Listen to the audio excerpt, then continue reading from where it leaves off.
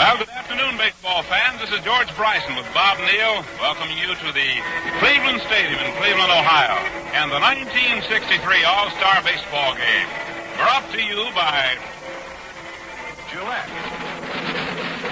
maker of the Gillette Slim Adjustable Razor, and remarkable Super Blue Blades, extra rich, foamy instant lather, convenient right guard power spray deodorant, and new Sun Up aftershave for that top-of-the-morning feeling. And by the Chrysler Corporation, makers of Plymouth, Valiant, Chrysler, Imperial, Dodge, Dodge Dart, and Dodge Trucks, all with the first and only 5-year or 50,000-mile warranty. Gillette Safety Razor Company and the Chrysler Corporation will also bring you exclusively on NBC the World Series, the annual blue and gray football game, and the 1964 Rose Bowl game. This program is authorized under broadcasting rights granted by the Commissioner of Baseball solely for the entertainment of our audience. And any publication, reproduction, other use of the pictures, descriptions, and accounts of this game without the express consent of the Commissioner is prohibited. Any commercial or other use of the program, such as by charging admission for its showing, is similarly prohibited unless authorized in writing by the Commissioner. Well, baseball fans, here we are in the city of Cleveland. The 34th All-Star Game, and it marks the third time that this classic between the stars of the American League and the National League have visited the shores of Lake Erie. It's a beautiful day, white clouds floating, a blue sky we can see, the temperature just right, a fine day for a ball game. It's appropriate, I think, that Cleveland's Municipal Stadium, which the Indians have established most of the attendance records of the major leagues, also owns the crowd record for this Midsummer Classic, which dates back to 1933. It was on July the 8th in 1935, and almost 70,000 sat in this ballpark. Watch the American Leaguers defeat the National Leaguers 4-1. Crowd figure still stands as a record for the event, and 19 years later, on July the 14th, 1954, the All-Star Game returned to Cleveland Stadium, and the second biggest gathering in the history of the event, 68,751, saw the American League outlast the National League 11-9. And here we are once again now, the new stars of the game, new names for the most part, but the same great game of baseball. There have been 33 games between the two leagues. American League holds the edge 17-15. One game ended in a tie. Some of the great names have played in these All-Star games, and I think a fitting start to the series. Dramatic All-Star games, individual deeds through the years. Initial contest was featured by a 2-run home run off the bat of Babe Ruth. First of many notable blows that have been hit in these games. American League defeated the National League 4-2, and Lefty Gomez received credit for the victory, Bill Hallahan being charged with the defeat. Now, both the games played here in Cleveland Stadium rate were the most exciting ones of the series. In the first one, Gomez and the Indians' Mel Harder combined to toss a nifty 4-hitter in pitching their mates to a 4-1 victory over the National League. More great names. Jimmy Fox. There's a Fox in the ball game today. But the Double X was a different one. Big, strong hitter. And he had a 2-run homer in the first half of the first inning. The last half of the first inning to send the American League off to an early lead. Later, he accounted for a third run with a single.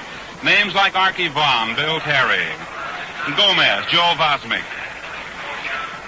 Babe Ruth, Carl Hubble, Jimmy Fox, Joe DiMaggio, Ted Williams, Bobby Dorr, Stan Musial, Red Chambers, Enos Slaughter, Manny Minoso, Whitey Ford, Willie Mays, and just a few who have been outstanding in these ball games. And I suppose, too, there's a bit of difference that you can find in this one as compared to the World Series. The World Series pits the two winning teams. Here, it's kind of a dream, really, because a dream fulfilled, because you see the greats as selected by the teammates themselves who will play in this ball game. Now let's take a quick look at the starting lineups. These have been selected by the ball clubs, the ball players themselves that vote. Tommy Davis will lead off of the Dodgers. He'll be in left field. Hank Aaron of the Braves will be in right field hitting second. Batting third at first base will be Bill White. The squads are going to be introduced right now, and we'll go along with what we're doing here, and there will come to 2 or 3 names that I'm certain that you'll hear a tremendous ovation. Alvin Dark has just been greeted. Batting fourth for the National League will be the center fielder, Willie Mays. Ed Bailey of the Giants is the catcher. He'll be batting fifth. Kenny Boyer of the Cardinals at third base, hitting sixth in the order. Dick Grote, also of the Cardinals, at shortstop, hitting seventh. Julian Javier will be at second base. He, too, with the St. Louis Cardinals. And the pitcher from the Cincinnati Reds will be Jim O'Toole, a left-hander. Looking now at the American League. They'll lead off with Nelson Fox of the Chicago White Sox at second base. Batting second in center field, his first year. First All-Star game, Albie Pearson. Batting third, the right fielder Al Kaline of the Tigers. Frank Malzone will be batting fourth. He's the third baseman. Leon Wegner of the Angels in left field, hitting fifth. Of the Minnesota Twins, their great catcher Earl Batty will hit sixth. And the Yankees' sensational first baseman, playing in his first All-Star game, Joe Pepitone will hit seventh. And Zoilo Versalles in his first one will be at shortstop, a nifty man with a glove. And Ken McBride, a right-hander, but very similar to O'Toole in equipment, personality, and so forth, will do the pitching. Ken McBride, by the way, has been a very good pitcher, though he's been in two previous All-Star assignments. Last year, he could not appear because of a broken rib. First year, did not get into the ball game. This year will be the starting pitcher. He's been selected. Well, it's pretty tough, you know, for Gene Mach to pick out a man to start a ball game with all the talent lined up here. McBride, Monbouquet, Pizarro, Raditz, Brandt, Boughton, Bunning, such names as that. And McBride has had a fine June. He has not lost a ball game since the last week in May, and he's won 6 in June. He's a right-hander. Now, Jim O'Toole, a young fellow who was born and raised in Chicago, the son of a policeman there. And Jim O'Toole and the Cincinnati organization has come a long, long way. They laughed a little bit, I think, when it was learned that he put T-H-I-N-K in letters on the fingers of his glove. But he's done that, and he's now become one of the great pitchers of the game. McBride was born in Huntsville, Alabama. He now lives here in Cleveland. Warren Spahn is coming out now. 14 All-Star appearances for him. And now for the 20th year. Listen to this one. All-Star team from the St. Louis Cardinals, outfielder Stan Musial. Stan the man. And now, the starting lineup. He'll be now giving the starting lineups. And playing left field from the Los Angeles Dodgers. Introducing Tommy Davis right at the moment. We've already given you the lineup. We'll give you something about some of these fellows as they come out now. Second, and playing right field from the Milwaukee Braves, Hank Aaron. Hank Aaron has been introduced. There has been a slight change in the batting order, but we have it correctly now, I think. But right now, with pleasure, I'd like to tell you this, that the All-Star Baseball game is being brought to you from Cleveland Stadium in Cleveland, Ohio. Now, you know Bob Neal, a really great player, kind out on this field today, are the fellows who keep working at it. They're never satisfied completely with their performance. Well, you said it, George, and that's one reason Gillette has always been the standout in shaving products. They're always pushing ahead with research and manufacturing improvements. Gillette's newest product is cool, refreshing Sun-Up Aftershave. Right now, you can get it free with the purchase of the 150 Gillette Slim Adjustable Razor Set. Sun-Up gives you the top-of-the-morning feeling, a wonderful sense of well-being that lasts. And its crisp, masculine fragrance makes a hit with the ladies, too. The Slim Adjustable Razor has Gillette's exclusive precision dial with 9 different blade settings. One is exactly right for you, no matter what your combination of skin and beard. Fans, try Gillette's new Sun-Up Aftershave free with the Slim Adjustable Razor Set at $1.50 plus tax. Or get it free with Gillette Super Blue Blade 15s at $1 plus tax. Well, George, the spectacular moments of the All-Star game are here today, and you're sure capturing them for us. Well, I tell you, I don't think there's a greater thrill in the world that you can have than the one you get when you see a ball game start. The first game of the season, the last game of the season, the All-Star game, the World Series. And looking down there now, as the National League is lined up between home plate and third base, money, all the money in the world could not buy that talent that's there. Those 25 ball players, managers, and coaches. And the same thing will go on the American League side. And I think it's interesting to note, Bob, that the Yankee manager, who's manager of the American League, has been introduced to this Cleveland crowd. Taking a look at the other personnel on the ball club, Sam Mealy of the Twins and Johnny Pesky of the Red Sox, both successful managers, will be the coaches. Of course, Ralph Houck, the manager of the Yankees, is the manager of this ball club. Alvin Dark runs the National League club. Gene Mock of the Phillies, last year's National League Manager of the Year, will coach at third base. And Bob Kennedy of the Chicago Cubs will be working at first base. Now, the umpires are a little different than most of us around the league get a chance to see. Hank Sower of the American League will work back of the plate. Bill Zukowski of the National League at first base. At second base will be Al Smith of the American League. Paul Pryor will work at third. He's of the National League. Now, the difference is that we add two umpires. Don Harvey will work out along the left field line, the National League umpire. And down along the right field line, Bill Haller, who is a brother of a young gentleman who plays in the National League. Kenny McBride and Jim O'Toole, both of them warming up right now. They have just introduced Norm Seaburn. The unusual type uniforms, and all the National League ball players have now turned to see Norm in the Kelly green and gold. Although Cleveland has a very colorful uniform, a home uniform that is, very colorful. This could be a coming thing in baseball. Color being added to the ballparks. You might be interested in knowing in the American League that the oldest man playing in this ball game is Nelson Fox. He's 35. The youngest, Zoilo Versailles, 22, and what a future. A present, really. The heaviest man is Dick Raditz, a fireballing pitcher of the Red Sox. He weighs 235. And the lightest, well, I think you already know, that would be little Albie Pearson at 141, and he's gained 6 pounds since he started to play baseball. The average age of the American League, 27 years. Average height, 6 feet. The weight, 189. And that just about tells you the American League story. There are many, many other things that can be said about these ball players. Let's go now to the National League and check. The oldest man there, Stan the Man. He's 42 years old. The youngest is Ray Culp. He's 21. Drysdale, the tallest, 6'6". Maury Wills, the shortest, 5'5". They've introduced Mudcat Grant now, a pitcher with the Cleveland Indians, and a good one. And he gets quite an ovation from the fans here. Don Drysdale, Ed Bailey, Johnny Edwards, and Joe Torre lead in the weight department. Each weighs 205. And Maury Wills is the lightest man on the National League squad, 160. And playing center field from the Los Angeles Angels, Albie Pearson. Well, Albie's being introduced right now. Now, I suppose that watching Albie Pearson play baseball can certainly be a kind of a lift to those of you who are not born to grow to be 6 feet tall.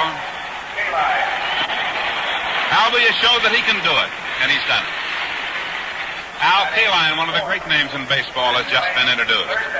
The ground crew here, getting that infield absolutely sharp. This big ballpark holds 73,811 fans. And they've seen the great ones play here. The ball can get out. It's 410 feet to center field. 380 in each of the slots in right center, deep right center and left center. 365 in straightaway right center and left center. It's 320 feet right down the line, but then it goes out sharply to a wire fence stretching all the way across. There have been 192 home runs hit in this ballpark last year. There were that many. The Tigers ballpark, Tiger Stadium, saw the most in the league, 208. Minnesota, they hit 194 with that power-laden team, and right here, 192. Tricky wind, though it does not affect the play itself, the most part. We'll find banners in this ballpark, one blowing one direction and one another. And I'm sure that all of us here in this booth and connected with this broadcast are very much in debt, too, and wish to compliment those responsible here in Cleveland for all the facilities we have. They're just great. Of the American League, and first base, Bill Tchaikovsky. Announcing the umpires now, and they're coming out. At second base, Al Duke Snyder of the white sidewalls, they say, is down there, and Duke, the white sidewalls denote the gray hair that come along the top of his ears. Umpires being announced. The players have returned now to the foul lines. We're just a few minutes away from the start of this contest. Jimmy O'Toole is still warming up. And Ken McBride has finished. A Marine Corps color guard in deep left center field.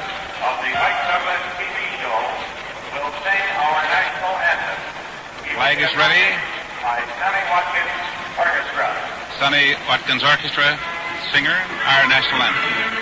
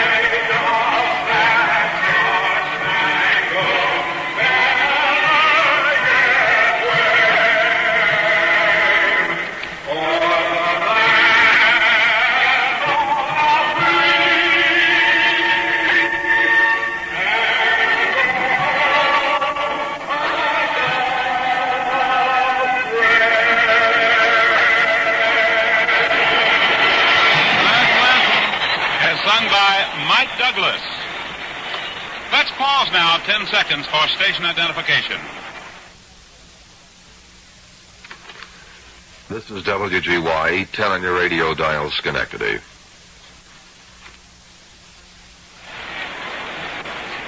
One of the peculiar things I saw as they lined up, and all these ball players, there are some years on some, and most are young. Only one real a fellow who's lost most of his hair, and really shouldn't, I think, Dick Grote. Dick is only 32 years old, but getting down pretty close to the skin there, but a fine ball player.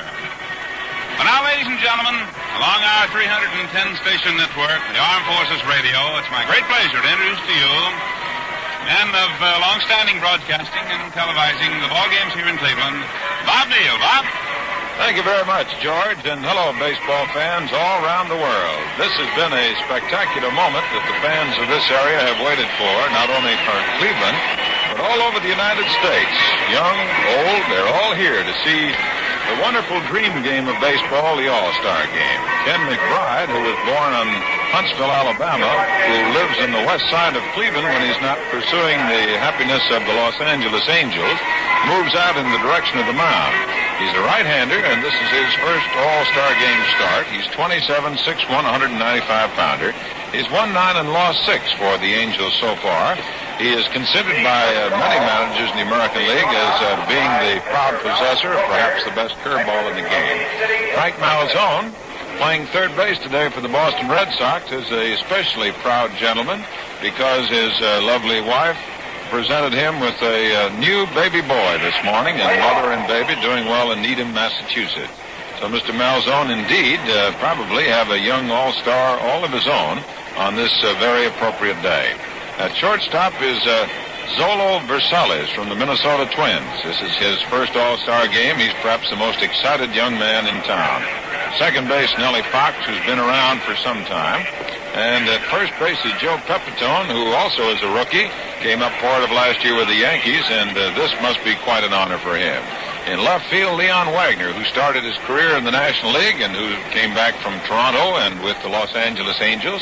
In center, Albie Pearson, probably the smallest man to ever play in an all-star affair, and Al Kaline out in right field.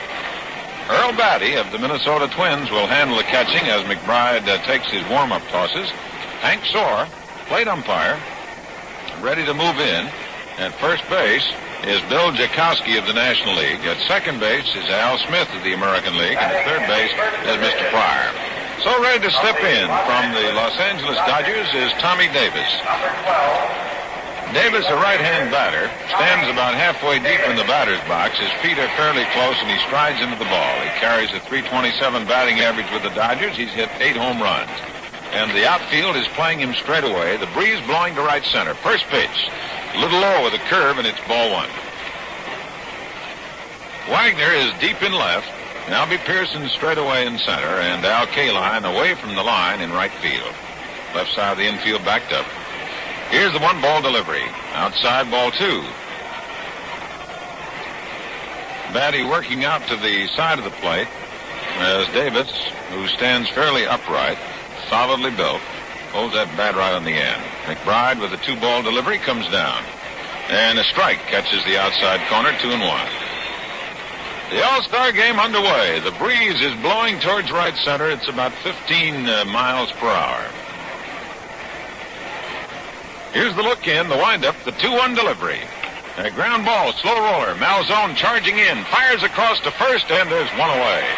Nice play by Frank Malzone on a chopper to the left side. Came in about 5 steps on the infield grass, got it across to Joe Pepitone, and there's 1 away as Ken McBride disposes of the first batter from the National League. Here now is a man of outstanding talents. Superlatives would be a little hard to come by to match all of his talents. Hank Aaron of the Milwaukee Braves, called Henry by his close friends. Aaron stands in, right-hand batter, looks at the pitch low outside, ball 1.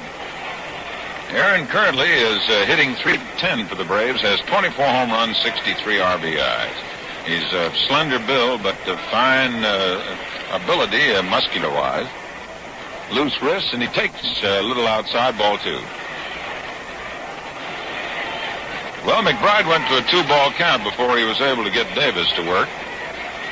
So let's see how he works now on Henry Aaron of the Milwaukee Braves. Outfield around the left, playing him to pull, and the shortstop's deep. There's a ground ball. 1 hopper to Malzone, the third baseman. Flips across to Pepitone, and there's 2 away. So Malzone and Pepitone have had pretty much the activity. 2 up and 2 down for the National League in the top of the first inning, and from the St. Louis Cardinals, Bill White.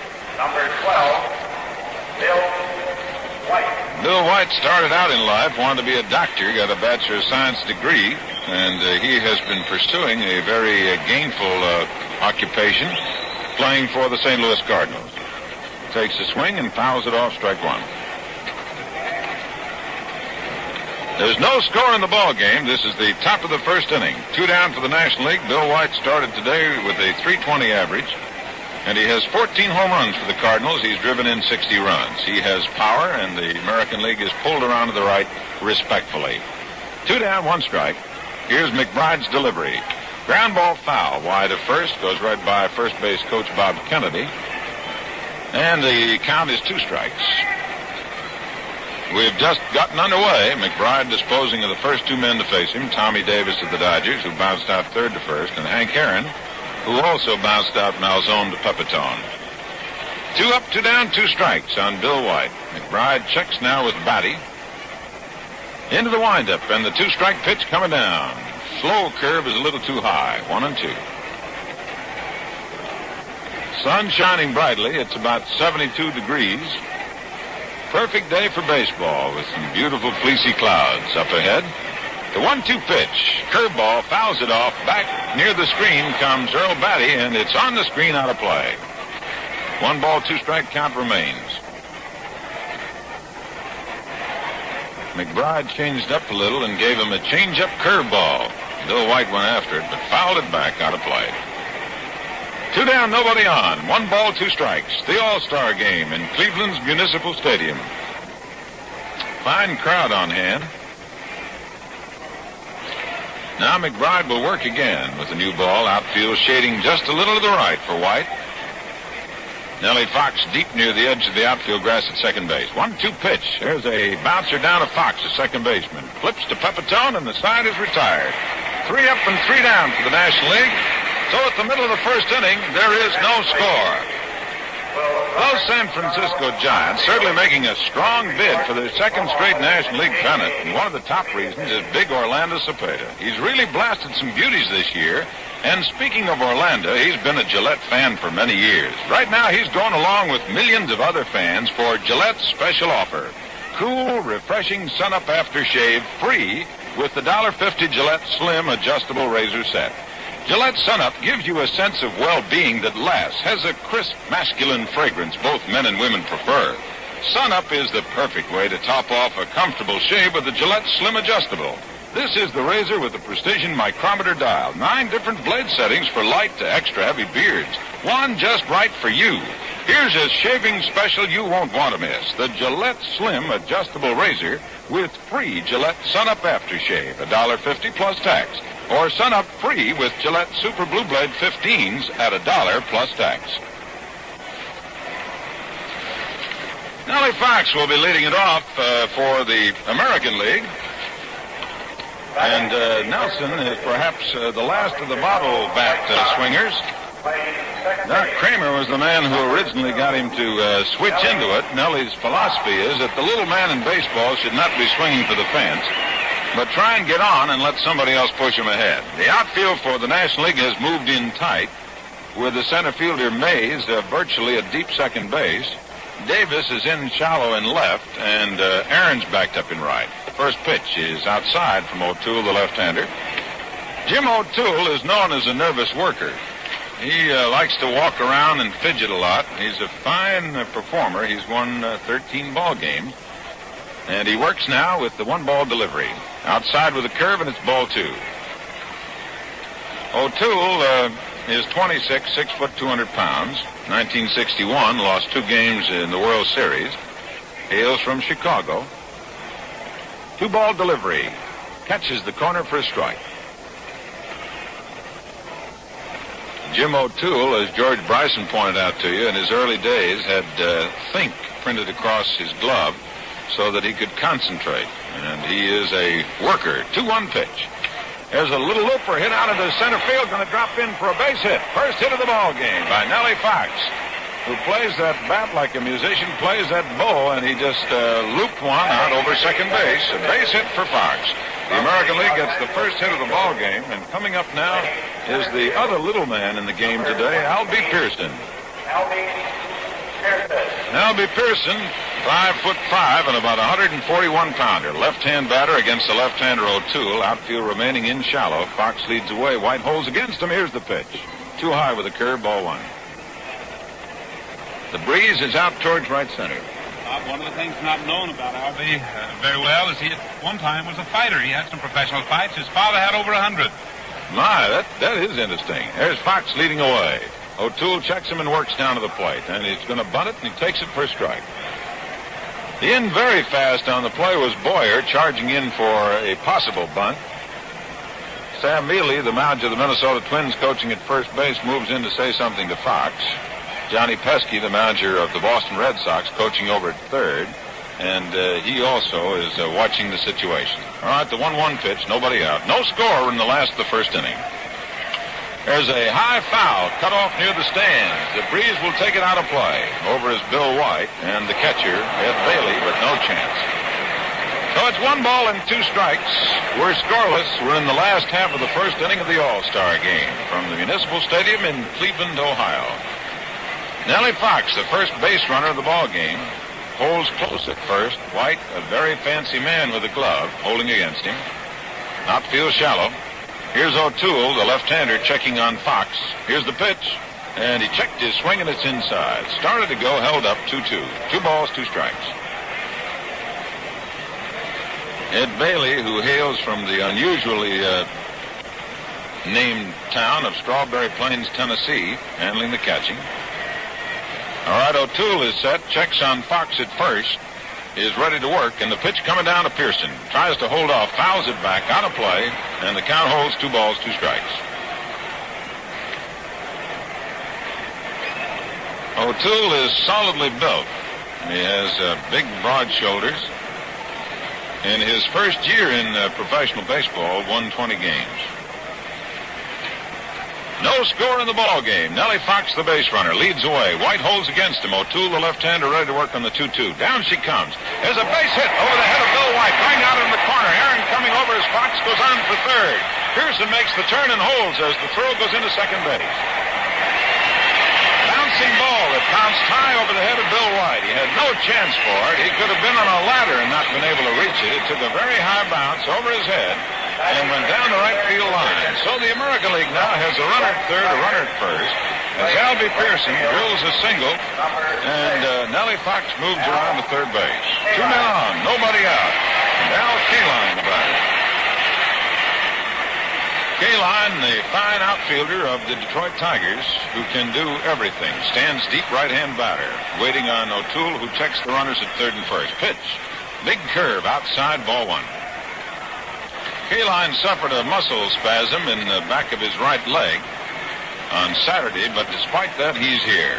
Great honor to be selected, and he's living up to his magnificent standard as a professional baseball player. Here's the check on the runners.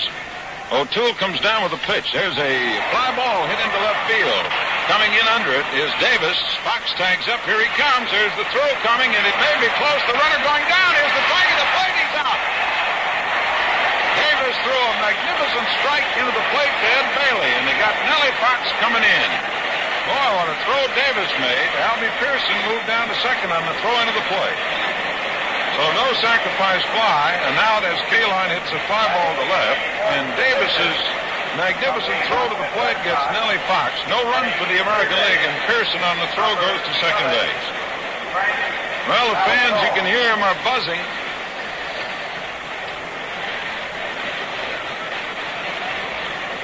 Davis threw himself a shot in there like he'd fired it out of a rifle. The batter now is Frank Malzone, the newest papa. Stands in, right-hand batter. O'Toole, the lefty, works his strike. Fastball in the outside corner, about a letter high. Outfield is pulled around to the left. Davis near the corner. Willie Mays in left center, and Hank Aaron well away from the line in right. He's way over by the right center field area. Javier, the second baseman, back near the edge of the grass for the National League, wide away from the bag. Malzone waits on the one-strike pitch. Look back to second. Here she comes. Foul back, and it's strike two.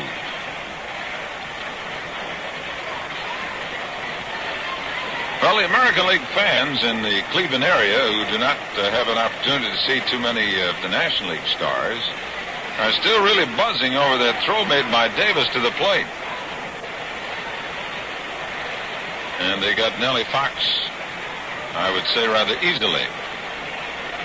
2 strikes to Malzone. A runner on second for the American League, no score.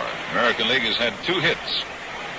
Here's the check by O'Toole. Look back to Albie Pearson, and the pitch coming down. Outside, fastball. 1 ball, 2 strikes. Malzone was tempted, but held off. Frank is having one of the fine years of a very bright Major League career. Sam Mealy motioning out to Albie Pearson, the base runner at second. 2 out, no score, 1 ball, 2 strikes, last of the first inning. Here's the pitch. Outside, ball 2. Oh, it's 2 balls, 2 strikes.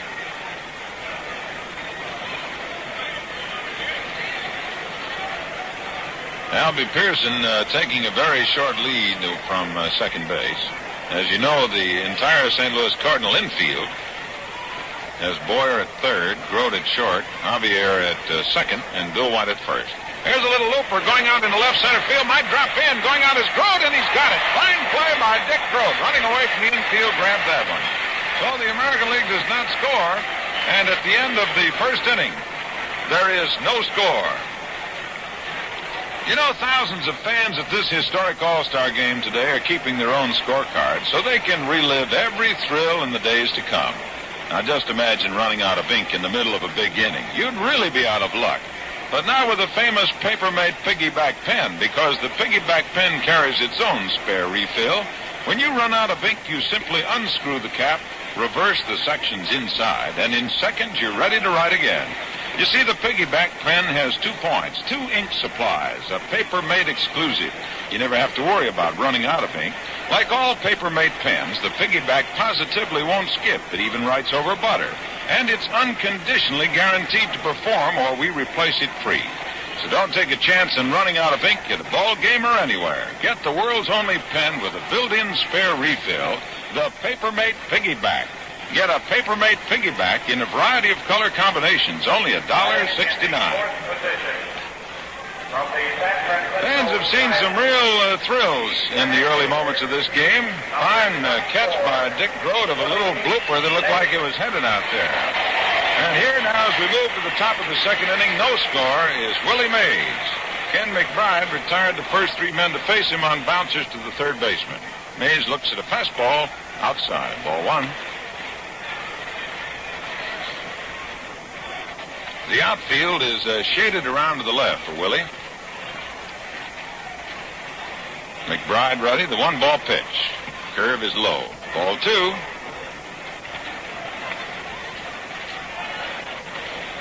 Willie Mays of the San Francisco Giants, hitting .271. He's got 16 home runs and 41 RBIs. The 2-ball pitch.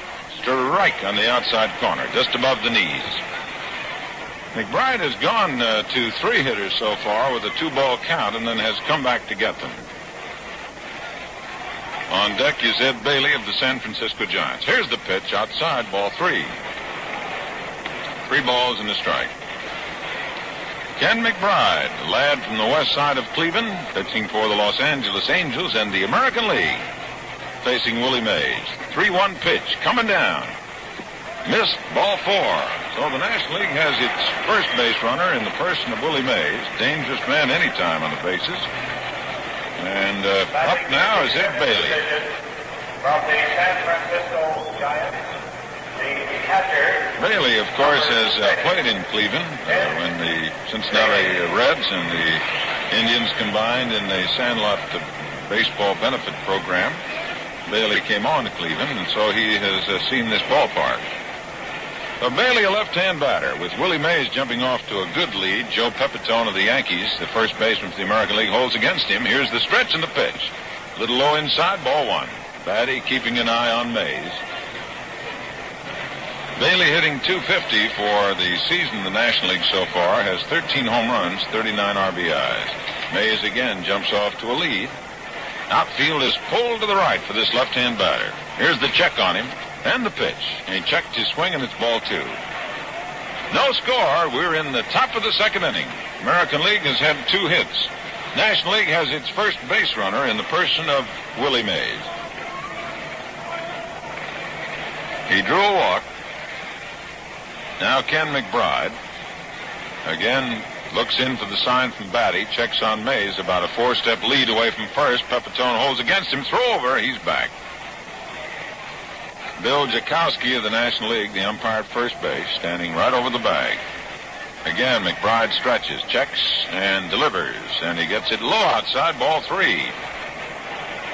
So McBride has started to dig himself a little hole. He's given up a pass to Mays. He stands 3-0 against Ed Bailey, who checks now with Gene Mauch, the manager of the Philadelphia Phillies, coaching at third, who has checked with Alvin Dark, the manager of the National League team.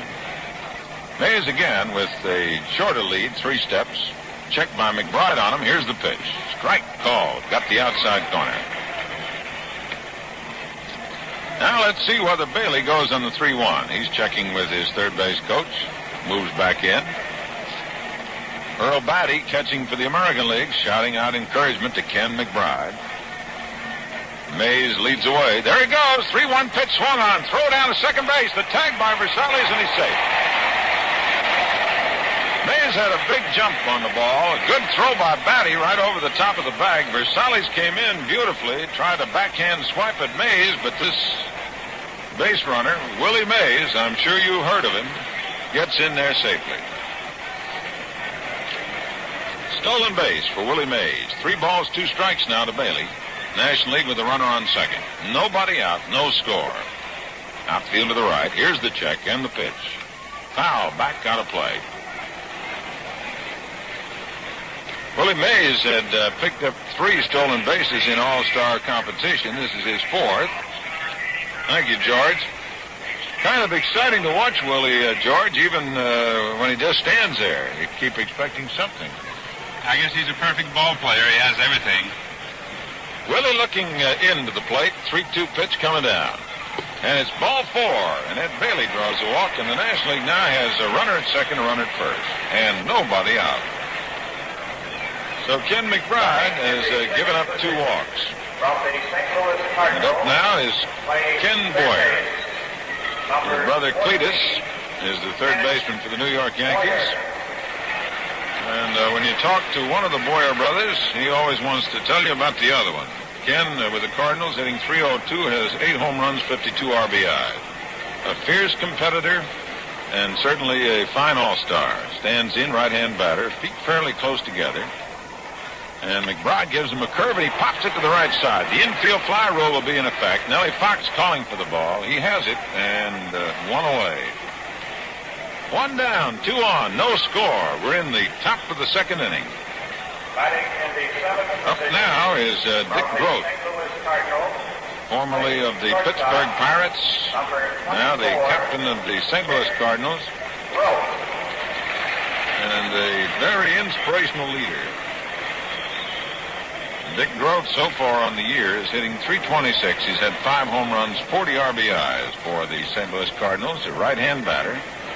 Stands with his feet fairly wide apart over a closed stance. Here's the pitch. Fastball, strike on the inside corner. Willie Mays, the base runner on second. Ed Bailey, the runner at first. 1 out. 1 strike. And Grote, the batter.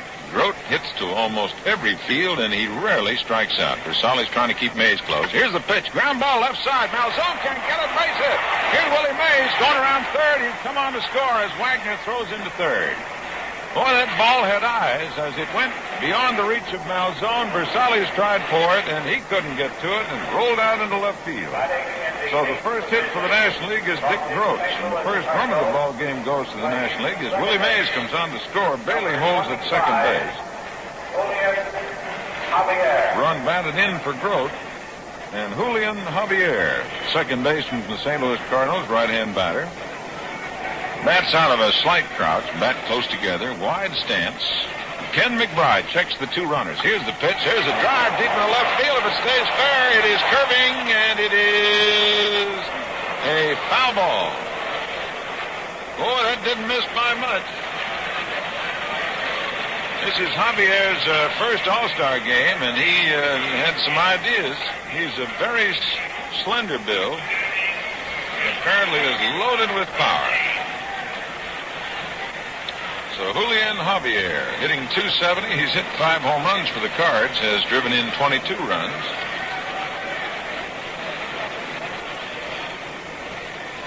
The outfield playing straight away. It's the National League 1, the American League nothing, as we play in the top of the second. 1 out. Here's the pitch, and it's a strike. Curveball cut the outside corner. Strike 2.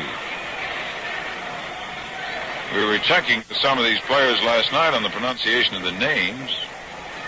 And Julian kidding us about the J being sort of a H in Spanish. Somebody asked him if he had a son, if he'd call him Junior. 2-strike pitch is a curve, strike 3. Big curveball. Started at him, broke over. So the first strikeout goes to Ken McBride as he gets Julian Javier. And it brings up Jim O'Toole. O'Toole is no automatic out. He prides himself, as most pitchers do, on his ability to swing that bat. He got the build of a hitter, and up he comes from the Cincinnati Reds, their fine left-hander, Jim O'Toole. We're starting to get a little activity in the American League bullpen as Jim Bunning is up and starting to throw.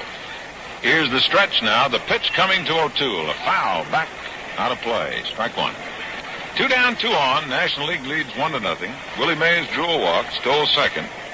Bailey walked. Boyer popped to the second baseman, and Grote, with a single between the shortstop and the third baseman, brings in the first run of the game.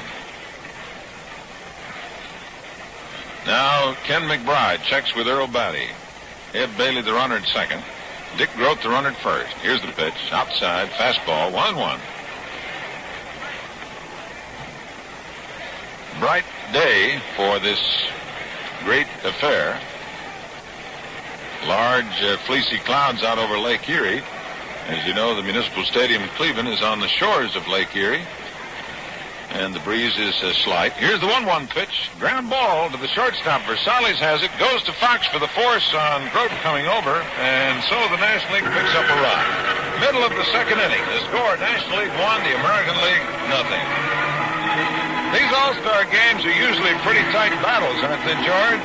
Well, they sure are, Bob, except for 1946. Remember that one? The Americans jumped to a 2-run lead in the first inning and kept on going to a 12-0 win. Yes, they had the stuff it takes to stay out in front. It's like Gillette.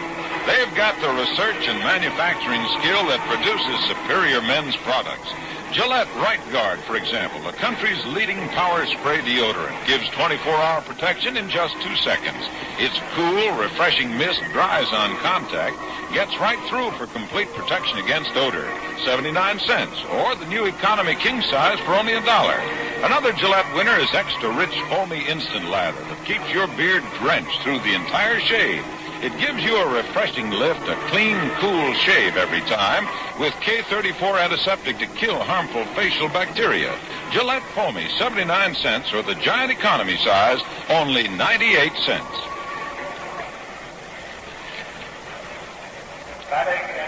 Sidelight warming up the pitch at that time, O'Toole, was Maury Wills, of all people.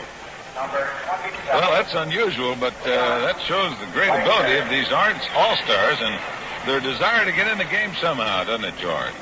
Here's Leon Wagner, powerfully built left-hand batter against the left-hander O'Toole. Swings and misses. Wagner had himself a wonderful year last year with the Angels, and he's having another fine year this year. He's been the scourge of American League pitchers. He can really bang that baseball. Hit 20 home runs, takes outside, curveball down low. 59 RBIs for Leon Wagner and a .330 batting average. He's one of the top 10 in the American League. Outfield straightaway for him, breeze blowing towards right center field. Here's the 1-1 pitch. Fastball cut the corner at the knees, and it's 1 ball, 2 strikes. Leon Wagner is one of the very few ball players in baseball who hit with their hands apart an inch or so on the bat. And he's a pretty fair bid for the Triple Crown. I should say. Here's the 1-2 pitch by O'Toole. Fastball foul back, out of play. And an All-Star souvenir has just gone into the stands.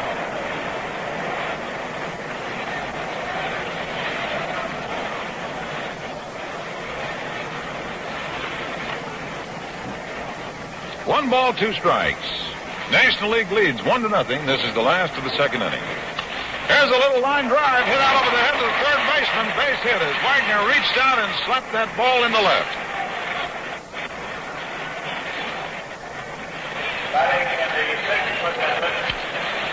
So the American League has picked up its third hit, although it has failed to score a run. And Jim O'Toole now will have to face Earl Batty, the catcher of the Minnesota Twins.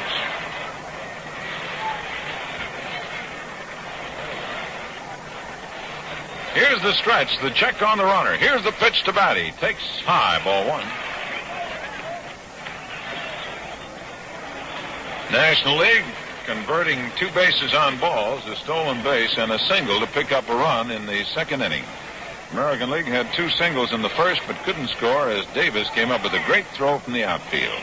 Pitch to Batty, outside, ball 2. O'Toole now, 2-0, 2 balls, no strikes.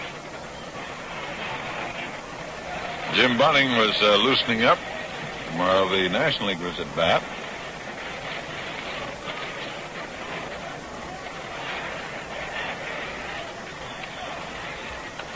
There's a foul, and it's 2 balls and a strike.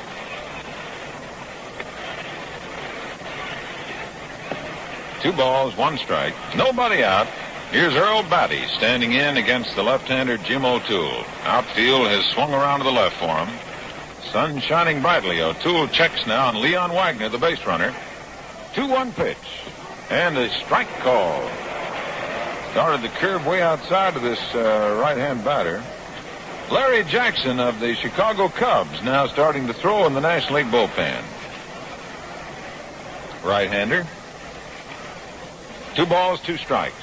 O'Toole again checks on Wagner, the runner at first. Here's the 2-2 pitch. Change-up curve outside, ball 3. O'Toole was trying to set Batty up. Earl Batty wears a sort of side cover on his helmet.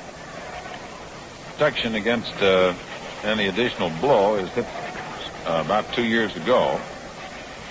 3-2 pitch by O'Toole as he checks on Wagner, comes down. There's a solid smash into right center field. Going back out there is Aaron near the fence, and he hauls it in. And back to first base goes Leon Wagner. Ball hit hard by Earl Batty, but Henry Aaron over there in the corner in right center field hauls her in for a long out number 1. 1 away. And up now is Joe Pepitone. Joe Pepitone is really just a few years away from playing in school. And last year, as a rookie, was up with the Yankees for a while. This year, his first full year, honored by his peers as the American League's first baseman. .277 average. Left-hand batter. O'Toole checks on Wagner. Delivers. There's a slash foul into the stands in left field. Pepitone has hit 14 home runs already in the American League. Has driven in 44 runs. Very fancy young fellow with a glove. Most people agreed he has a great career ahead of him. 1 strike in the pitch. Curveball, pounded foul to right side, going off against the facing of the temporary box seats. 2 strikes now to Joe Pepitone. National League leading 1-0. This is the last of the second inning.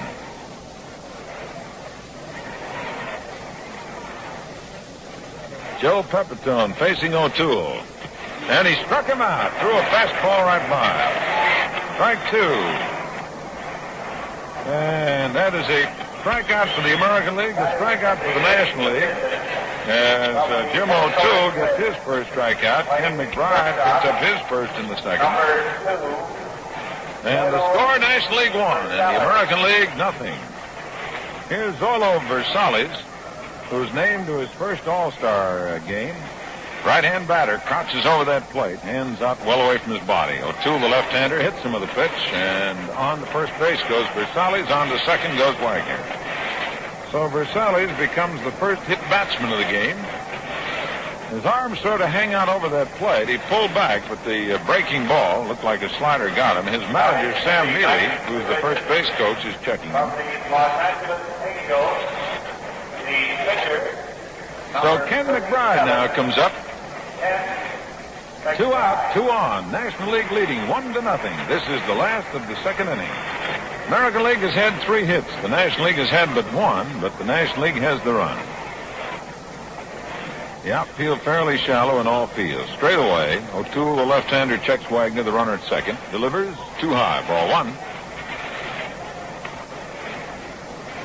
Willie Mays guiding the other members of the National League outfield. He's got Davis over a little in the corner and left. Aaron almost straight away and right. Here's the check on the runners by O'Toole. The 1-ball pitch. Strike.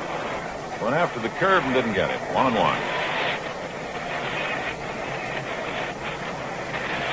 Ken McBride, the pitcher, facing Jim O'Toole, the left-hander working for the National League in the last of the second inning. 1-0. National League leads. Here's the check by O'Toole, and the 1-1 pitch comes down. Bouncer, slow roller, left side, rolling foul. So back comes Ken McBride. It's 1 ball, 2 strikes, 2 out and 2 on.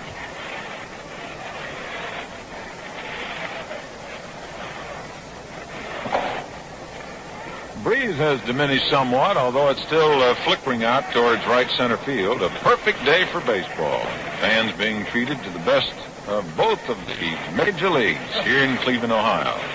1 ball, 2 strikes. O'Toole ready. Works the pitch. Curveball. And it gets by the third baseman, and the run's going to score. Here's Wagner coming on. Davis up with the ball, throwing into third base. Safe. Throw down to second and the slide by McBride, and he's safe. Ken McBride McBride slapped the single to the left side, enabling Leon Wagner to come on the score, tying up the ball game. And moving with very alert running was Versales, who went to third, and on the throw to third, the pitcher McBride moved to second.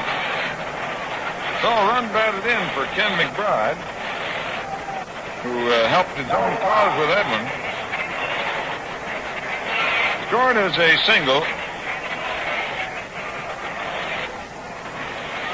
So a good job by Zorro Versales with alert base running, getting him around to third, and McBride alert to the situation of Versales moving to third, and with the throw going that way, he just picked him up and moved on, and with a long slide into second base, has given the American League runners at second and third. 2 men out, and Nellie Fox, the batter. Little conference now between Dick Grote and the pitcher O'Toole. The outfield is shallow, of course, for Fox, with the exception of Aaron, the right fielder. Fox can pull the ball. Now Bill White moves back to first baseman. Runners lead away. Score tied, 1-1 in the last of the second. Here's the pitch. Fastball inside to Fox, and it's ball 1. Ken Boyer, the third baseman, is playing about 2 steps off the edge of the grass. He cannot move in too far because he wants to keep Versales fairly close at third. McBride leads away at second. Here's a little looper hit down the line. Davis is there, and he's got it. So Fox lines to Davis, and the side is retired, but the American League ties it up. So at the end of the second inning, the score is National League 1, the American League 1. Ran into Yankee manager Ralph Houck just before the teams took the field. Said he noticed that many of the fellas are already swinging to new Gillette Sun-Up aftershave. You get it free with the purchase of the slim adjustable razor set on Gillette's special offer. Men prefer Sun-Up's crisp, masculine fragrance. The gals go for it too. Sun-Up is cool, refreshing, gives you that top-of-the-morning feeling, a sense of well-being that lasts. And for comfortable, long-lasting shaves, it's the Gillette Slim Adjustable Razor all the way. Whatever your combination of skin and beard, the Slim Adjustable suits it to a T. Gillette's exclusive precision dial has 9 numbered blade settings, and one is just right for you. Remember, you get the generous 2-ounce size of Gillette's new Sun-Up aftershave free with the slim adjustable razor set at $1.50 plus tax. Or it's free with Gillette Super Blue Blade 15s at $1 plus tax.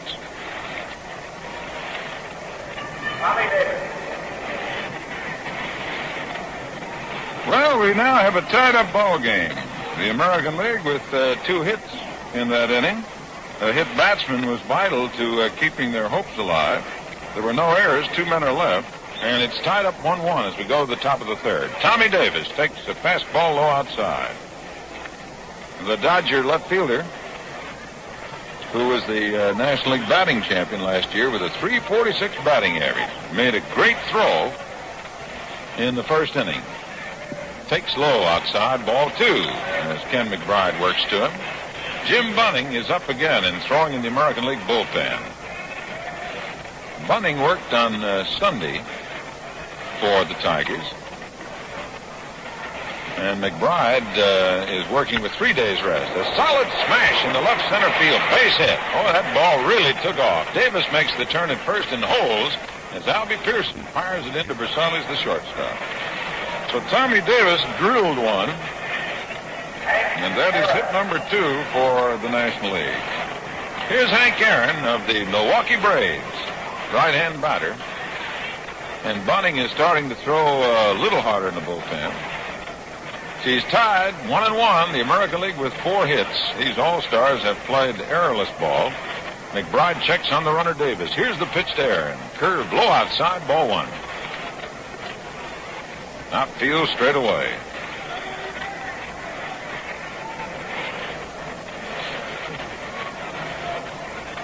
McBride working for the American League. Checks now, and Davis delivers to Aaron. Low inside, ball 2. Ken's trying to get these National League sluggers to go for something less than right down the middle of the alley.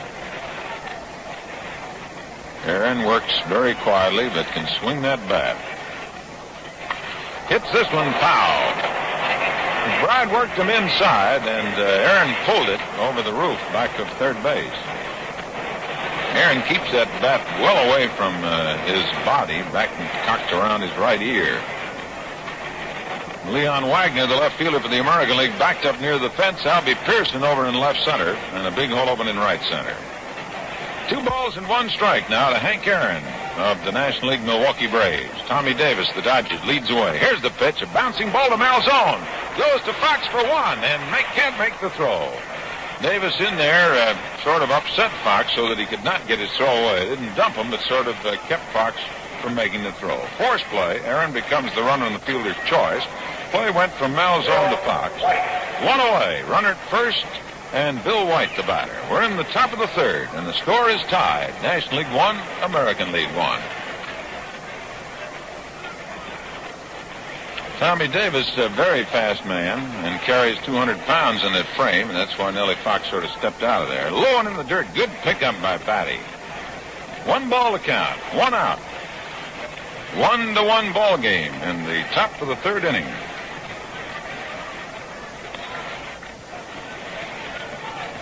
White sort of works that bat around like youngster would work a little stick. He keeps it loose. Ball 2 inside. Now White checks in with Gene Mauch, the coach at third base for the National League. Moves back in, checks his belt. Hank Aaron, the base runner at first, staying close with Pepitone, holding against him. McBride checking with Earl Batty, the catcher. Has the sign, checks on Aaron, delivers. There's a swing and a high bouncer. Pepitone grabs it and is going to go to first, and he just gets there. He looked down to second as if he might throw to Versalles to try and get Aaron. Realized that he would not be able to get the speedy Aaron and elected to race to the bag, beat White. White bounces out, Pepitone unassisted. There is no sacrifice there. Aaron is moved down to second. And it brings up Willie Mays, number 24 of the San Francisco Giants. 2 down, score tied, 1-1. We're in the top of the 3rd. Aaron with a good lead from second. Ken McBride works to Willie, and it's high, ball 1. Willie Mays has 14 runs in 14 All-Star games, hitting .422 in All-Star competition. So he's been spectacular. A little low, ball 2.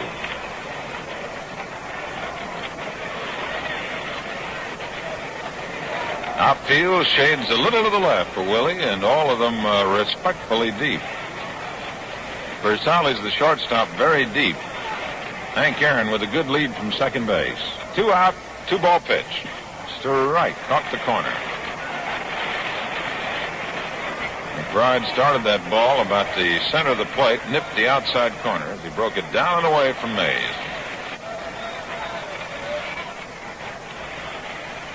Jim Bunting of the Tigers still working. Here's the next pitch. Low outside. He tried to get him to go for the fastball. Missed with it. 3-1. So a big pitch coming up for Ken McBride. 3 balls, 1 strike. 2 out. Aaron, the runner, on second.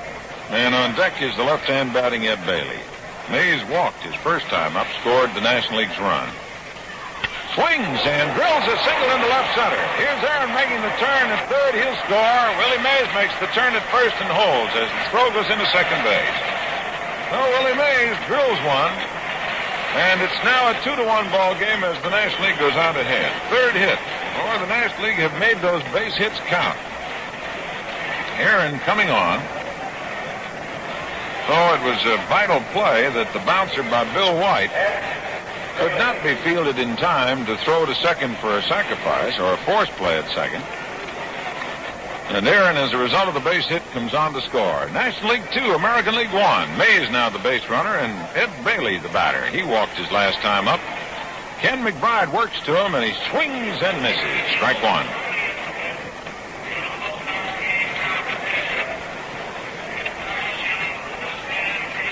The outfield is straightaway.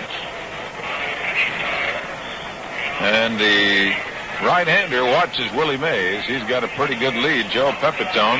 There goes Mays, and here's Batty will not make the throw. The pitch was low inside. Mays looking around. He lost his cap about 4 feet from the bag. He wondered where the ball was. Ball was down low. Batty grabbed it and decided not to make the throw for fear he'd throw it away. 1-1 now with 2 out. Willie Mays with a good lead from second. Here's the pitch. Here's a base hit into right field. It's going to go through. Here's Mays making the turn at third as Albie Pearson is up with the ball and throws into second base. So Bailey rips one into right center field. And the National League goes ahead 3-1 on only 4 base hits. In comes Willie Mays after making it to second base, brought home by Bailey's single. And a run batted in for Bailey. 2 out. And Ken Boyer, the third baseman from the Cardinals, who popped to the second baseman in the second inning. McBride works to him, gets a strike over the outside corner.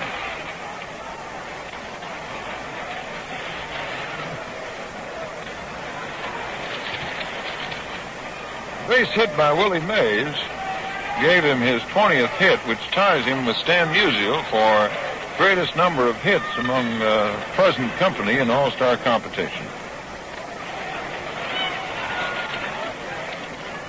So it's 2 strikes now to Ken Boyer. Outfield is shaded around to the left a little bit. The runner at first base is Ed Bailey. Boyer waits now as McBride delivers the curve way outside. 1 ball, 2 strikes. Well, the National League started to go to work with 2 out. These have been scorching singles. There have not been any home runs. 3-1, the National League leads. Hits are even. There's a big curve outside, and it's ball 2. 2 balls, 2 strikes. This is the top of the third inning. The National League 3, the American League 1. Joe Pepitone, the first baseman, playing back of the runner by about 2 steps. Ed Bailey leads away. Ball 3 outside, 3-2 count. 3 balls, 2 strikes. So Ken McBride is experiencing a little trouble. He comes in close with that pitch. And these swingers from the National League are banging that ball. Bailey will be going. There he goes, 3-2 pitch. Fly ball hit into left field. Leon Wagner moves in on the warning path. Should have it, and does, and that's all.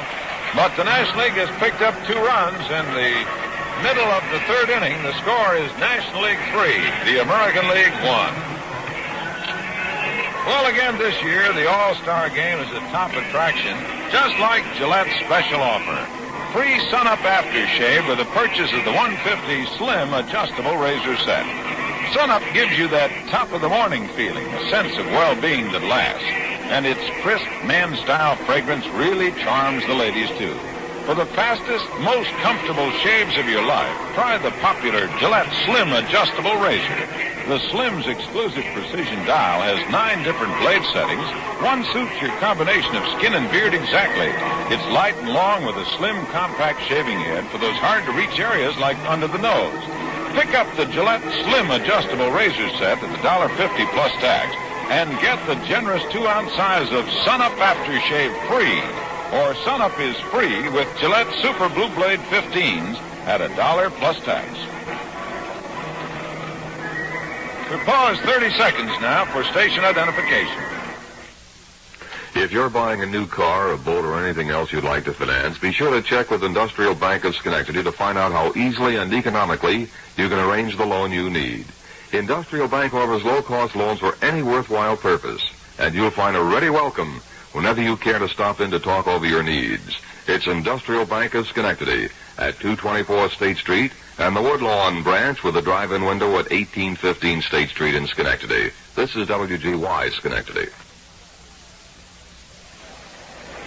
We have a new battery now. We have Larry Jackson of the Chicago Cubs coming on to pitch for the National League. Johnny Edwards of the Cincinnati Reds will do the catching.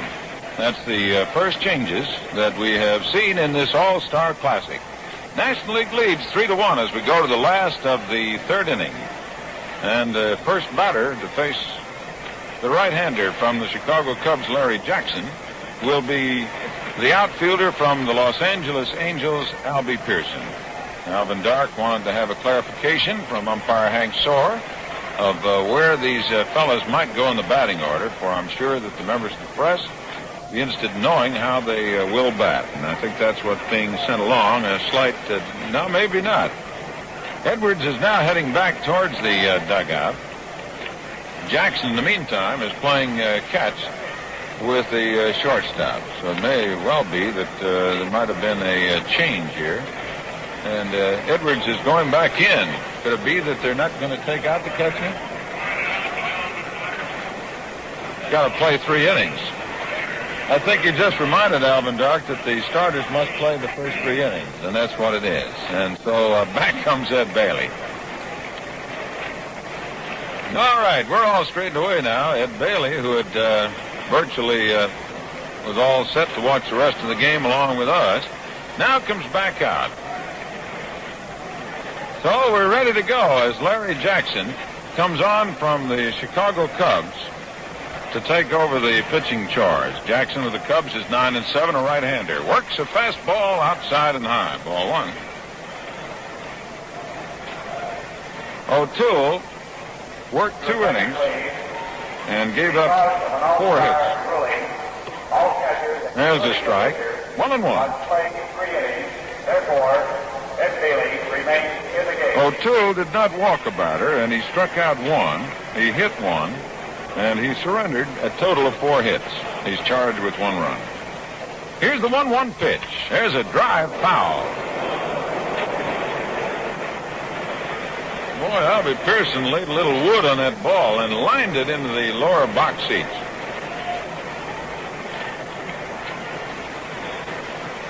The outfield playing straight away. They are not shallow for Albie Pearson. Here's the 1-2 pitch by Jackson. Inside, ball 2. 2-2. Alvin Dark had sent Edwards out. Of course, these managers want all of these young men to play. Here's the 2-2 pitch. There's a looper foul curving down near the stands. Racing over is Davis, but no chance. Out of play. 2 balls, 2 strikes.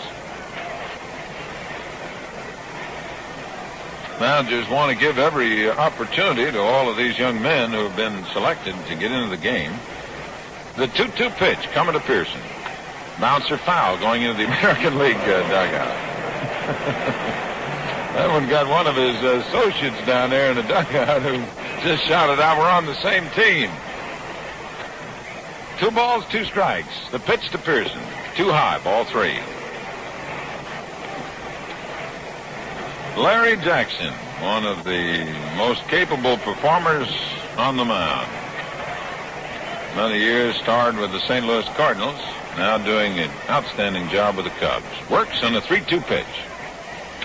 There's a line drive in the left center field. It's going to be in there for a base hit. Chasing after it is Willie Mays. There goes Albie Pearson digging for 2. Mays up with the ball, fires it into third, and Albie Pearson with a double.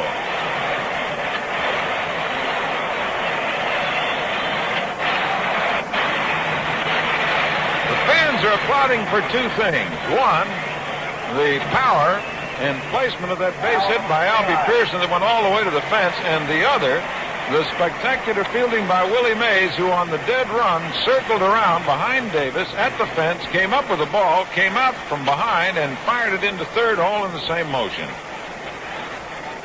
The score, the National League 3, the American League 1, with the American League having a base runner on second, hit number 5 for the American League. And here's Al Kaline, hit a fly ball to left. Jackson, the right-hander, works to him with a strike.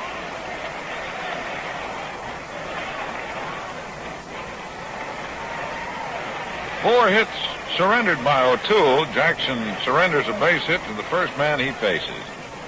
All right, Albie Pearson leads away. Here's the look back to him by Jackson, and the pitch to Kaline. Swings a bouncer foul. Wide of third, and a half-piece souvenir. The Cleveland Indians have erected some temporary box seats around the front of the normal stands area, and that little fence is shorter than the regular fence, and fans, of course, with good exercise, are picking off a few souvenirs. 2 strikes now to Kaline. Stands deep in that box. Jackson looks back to Pearson on second. 3-1 the score. National League leads. 3-1 pitch. Strike call. And Al Kaline called out on strikes as Jackson exploded a curveball over the outside corner. Well, Jackson gets his first strikeout, second registered by National League pitchers today. Frank Malzone, he popped to the shortstop his first time up. Frank Malzone of the Boston Red Sox, hitting .329, has 12 home runs, 53 RBIs in the regular season. Takes low outside, ball one. Ed Bailey remaining in the game, handling the catching. And Larry Jackson, who took over the pitching from Jim O'Toole, working with Albie Pearson, the base runner. National League leads 3-1 as we play in the last of the third. Here's the stretch, check back to Pearson, the base runner. And cutting over is Javier. And all of a sudden, there was almost a pitch. Malzone was hoping the pitch would be made. Javier broke over to try a pickoff play on Pearson. And now Albie's looking back out towards him.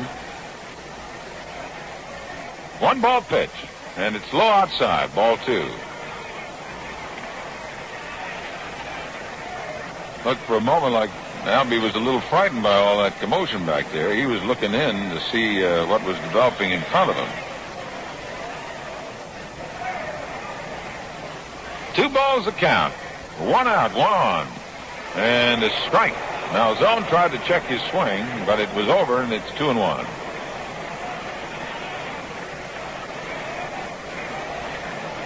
The outfield for the National League is playing Frank Malzone well around the left. They're giving him virtually all of the right field area. Hank Aaron is in right center, Willie Mays in left center, and Davis around the corner and left. Jackson checks Pearson, the 2-1 pitch. Here's a little looper hit on the left field. That's going to be a base hit. Here's Albie Pearson hitting third. He's going to score. Davis throws into second base. It's 3-2 now. The National League leads. So Malzone just stroked that little short looper out into left field. Malzone gets a run batted in, and that is hit number 6 for the American League. 3-2, the National League leads, and here's Leon Wagner. He stroked a single in the second inning and scored the first American League run. So Malzone, celebrating the birth of his new baby boy, gets himself a base hit. Wagner, a slow roller right side. Bill White waiting for it, flips to Jackson, covers, and out at first is Wagner. Moving down to second is Malzone. Wagner sort of topped that ball up on the handle.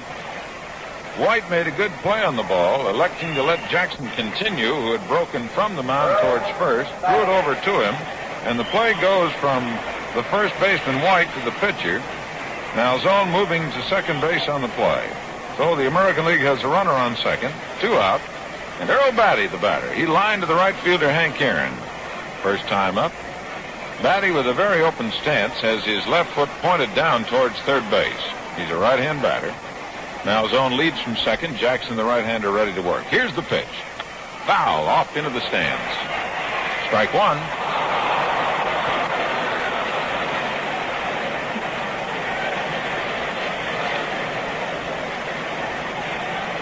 That one started in the upper deck, wound up in the lower deck, and the fan that got it did not expect it. 2 out, 1 strike. 3-2 the score. The National League leads by 1. Malzone represents the tying run. Batty swings, and here's a base hit into center field. Malzone makes the turn at third as Mays comes up with the ball, and he will score. Score is tied 3-3. Earl Batty of the Minnesota Twins come through with a base hit. Off Jackson, his third hit. Jackson now has given up 2 runs. And here's Joe Pepitone, the free-swinging, very capable first baseman of the New York Yankees. Outfield moves around to the right. 2 out, runner at first, score tied 3-3. And Jackson, the right-hander, checks on the runner at first. Batty works to Pepitone. A swing and a miss. Strike one.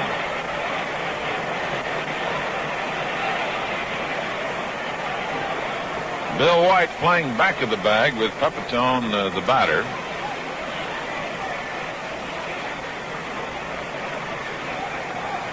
Joe Pepitone waiting now, left-hand batter against the right-hander. Here's the pitch to him, and he swings and he drills one into right field. Henry Aaron is there. He makes the catch, and that retires the side. But the National League gets 2 runs, and at the end of 3, the score is tied. National League 3, American League 3. Although Brooks Robinson isn't in the lineup at the moment, Casey Stengel rates him as one of the finest third basemen since Pie Traynor. Brooks is a pro who plays with the enthusiasm of a kid. He's enthusiastic about Gillette, too, one of our biggest boosters. He's already sold on Gillette's newest product, Sun-Up Aftershave. Right now, you can get Sun-Up free with the purchase of 150 Gillette Slim Adjustable Razor Set. Sun-Up gives you that top-of-the-morning feeling, and the girls go for its crisp, masculine fragrance, too. And how about that Gillette Slim Adjustable Razor? Set the dial to one of 9 numbered blade settings, the one that suits your skin and beard exactly for a shave that can't be equaled. The Slim is light and long with a newly designed shaving head for those trouble spots like under the nose and chin. So get the Slim Adjustable Razor plus new Sun-Up Aftershave free at $1.50 plus tax. Or it's free with Gillette Super Blue Blade 15s at $1 plus tax. We have a new pitcher now for the American League. Jim Bunning comes on to take over. Bunning, who hails from down Kentucky way, used to, when he traveled during the baseball season, would have Bertie Tibbetts living in his house. Bertie Tibbetts was then the manager of Cincinnati. Jim Bunning is 31. He's 6'3", 195-pounder. Hails from Fort Thomas, Kentucky. And this is the 5th time that Jim Bunning has been selected. He's pitched 12 innings, has won 1 and lost none, has given up only 4 hits in all that time. Dick Groat of the St. Louis Cardinals will face Bunning. And here's the first pitch. Fastball for a strike. Ken McBride, who started, gave up 3 runs and gave up 4 hits. It's tied 3-3 as we go to the top of the 4th. Groat had a single his last time. Takes a curve. Big, slow curve. Started at this batter and then broke over. Bunning is I guess ball players would say, a very difficult man to follow because he throws almost 3/4 sidearm and sort of falls towards first base as he delivers the ball. So Groat now moves up a little in the batter's box. And Bunning is ready to go with a 2-strike pitch. Score tied 3-3, a real thriller. Here's the 2-strike delivery. Curve is low outside, 1-2. Some American League batsmen try to bunt on Bunning, figuring that with his move towards first, if they can bunt the ball towards third, they lessen some of his effectiveness. Outfield is shaded to the opposite side for Groat. 1 ball and 2 strikes. The pitch. There's a fly ball hit into right field. Al Kaline is there, moves back a couple of steps, hauls it in, and there's 1 away. So Dick Groat is out number 1 in the top of the 4th. Ken McBride, who worked the first 3 innings, gave up 4 hits, walked 2 batters, struck out 1, and gave up 3 runs. Here's Julian Javier, second baseman from the St. Louis Cardinals, called out on strikes in the 2nd inning. He's batting in the number 8 spot. Outfield for the American League has Wagner in left, Albie Pearson in center, and Kaline in right. Straight away. Curve for a strike. Bunning, with his very effective sidearm motion, makes his curve doubly effective since he starts it right in at him. Frank Malzone, the third baseman, about even with the bag. Zoilo Versales of Minnesota, the shortstop, deep. Here's the 1-strike pitch. Fastball outside. 1 ball and 1 strike. 3-3 the score. 7 hits for the American League, 4 hits for the National League. We've had 1 double, the rest have been singles. Albie Pearson of the Los Angeles Angels with 2 hits. The 1-1 pitch. There's a high pop near the mound. Malzone shading his eyes. Moving in, has his glasses down, and makes the catch. That sun is brutal about this time, but Frank Malzone takes it 2 down. 2 up, 2 down as we play in the top of the 4th, 3-3 ball game. And we will have Larry Jackson, the batter. Larry Jackson. Jackson from the Chicago Cubs, the pitcher. Bats as he throws from the right side. And the outfield is straight away for him, not too deep. Swings, and he drives one into center field. Albie Pearson is there. The little fella straightens away, makes the catch, and that retires the side. National League goes down in 1-2-3 order. At the end of 3.5 innings, the score, National League 3, the American League 3. Bob, although Veda Pinson just missed making the All-Star team, having quite a year, isn't he? He sure is. I had a chat with Veda recently, and is he happy about that batting average? And another thing he's enthusiastic about is new Gillette Sun-Up Aftershave. You know, Sun-Up is available free with the purchase of the 150 Gillette Slim Adjustable Razor Set.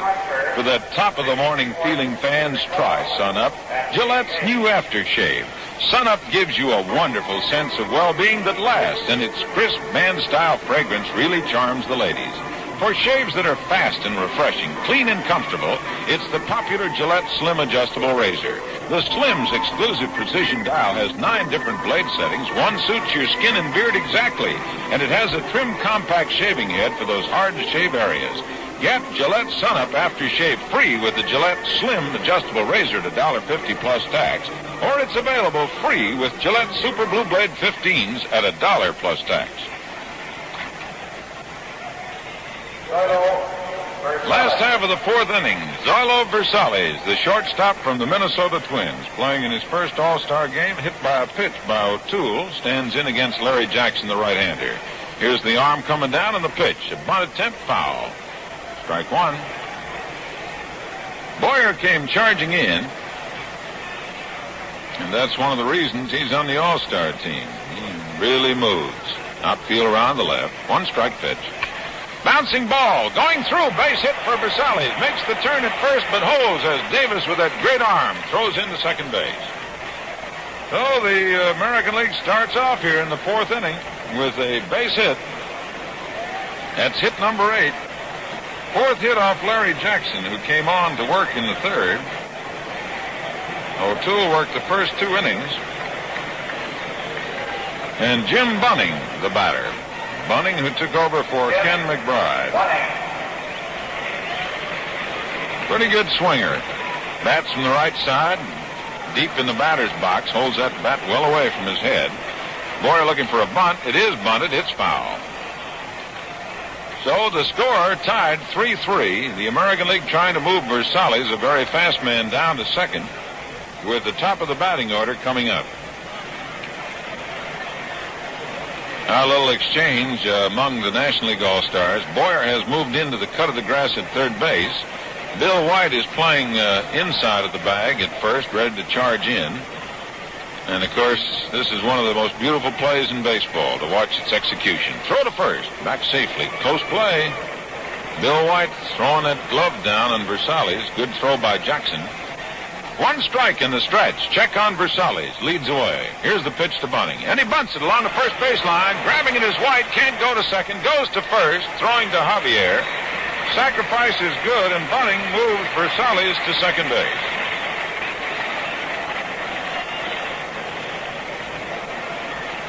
So we have a runner on second for the American League. Score tied 3-3, and Nellie Fox, who lined to the left fielder and singled his first time up, and who almost scored in the first inning. Would have, except for Tommy Davis, who fired a real strike in on him.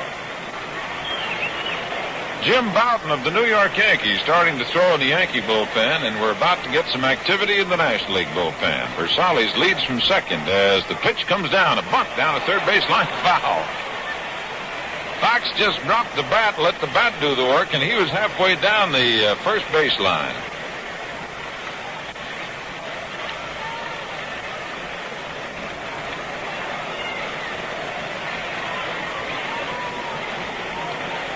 Little conference as Ed Bailey shouts some encouragement out to Larry Jackson. The outfield is shallow for Fox, with Willie Mays practically playing deep shortstop and Tommy Davis at deep third base.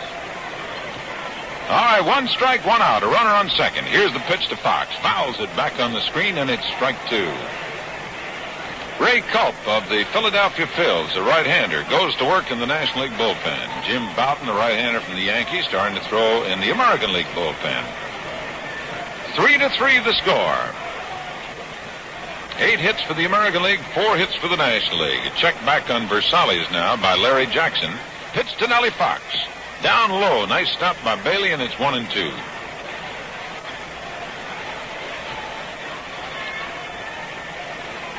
Zoilo Versalles opened this inning with a single, sacrificed to second by Bunning, standing there with a good lead. Jackson checks the sign, checks the runner. Here's the pitch, and it's inside. Ball 2. 2 balls, 2 strikes.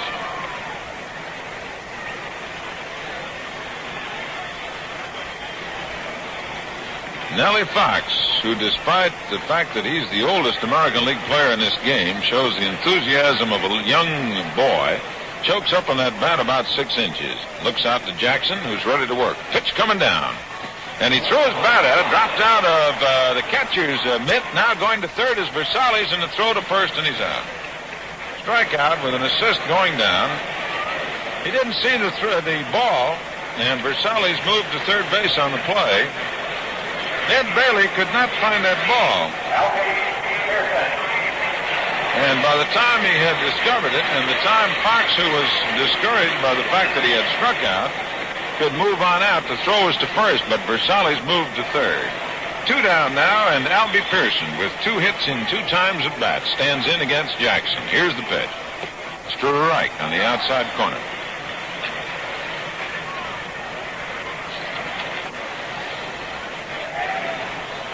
Albie Pearson, the littlest man in the game. A double all the way to the fence in left center in the third. Started the American League rally. And is going to bunt it and took it. Strike 2. Outfield is straight away. Jim Boughton throwing in the American League bullpen. Ray Culp from the Philadelphia Phillies throwing in the National League bullpen. Larry Jackson now with a 2-strike count on Albie Pearson. 2 out, runner at third. Here's the pitch. Down low, 1-2.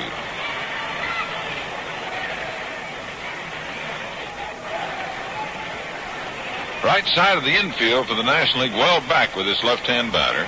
Ken Boyer, not taking any chances on Pearson, is playing even with the bag. 1-2 pitch on the way, and it's too low for ball 2. Score tied, 3-3. American League have picked up 8 hits. The National League have 4, but the runs are the same, 3-3. This is the 4th inning, last of the 4th. Down low, ball 3, as Albie Pearson attempted but held off. The ball broke down and away.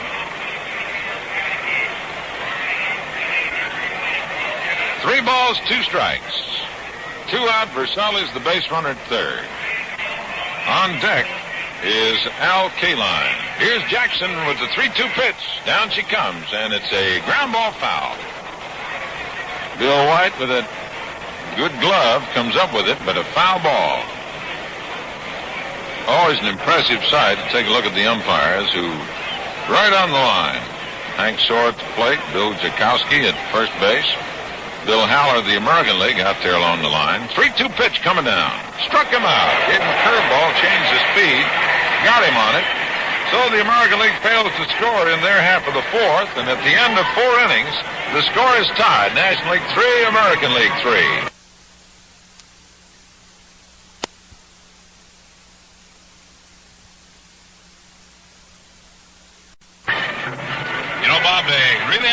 To match Stan Musial's record for consecutive All-Star games. You said it, George. Stan has appeared in 24 straight. You just can't beat that for consistency. It's like Gillette's record in coming up with brand new products. The newest is Sun Up Aftershave. Right now, it's yours free with the purchase of the Gillette Slim Adjustable Razor Set at $150 plus tax. For that top-of-the-morning feeling, try Gillette's new Sun Up Aftershave. Men prefer the way it feels. Men and women alike go for its crisp, masculine fragrance. And for comfortable, long-lasting shaves, it's the Slim Adjustable Razor. Its trim, compact design is made to order for those hard-to-reach shaving areas, and 9 numbered blade settings on the Slim's micrometer dial lets you pick the one that's just right for your combination of skin and beard. Get new Gillette Sun Up Aftershave free with the Slim Adjustable Razor at $1.50 plus tax, or it's free with Gillette Super Blue Blade 15s at $1 plus tax.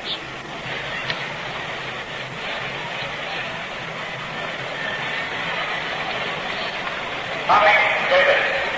Well, we have a change in the American League lineup now. Bobby Richardson of the New York Yankees has moved in to play second base. So here's Tommy Davis leading off against Jim Bunning. Ball one outside, fastball. Score tied 3-3. The American League have been able to pick up 8 hits, 4 hits for the National League. Bunning, with his familiar pose, the glove and the hand on the knee, works now into the windup. The 1-ball pitch. Down low, ball 2. A little inside. 2-0. So Nellie Fox leaves. Bobby Richardson is in at second base.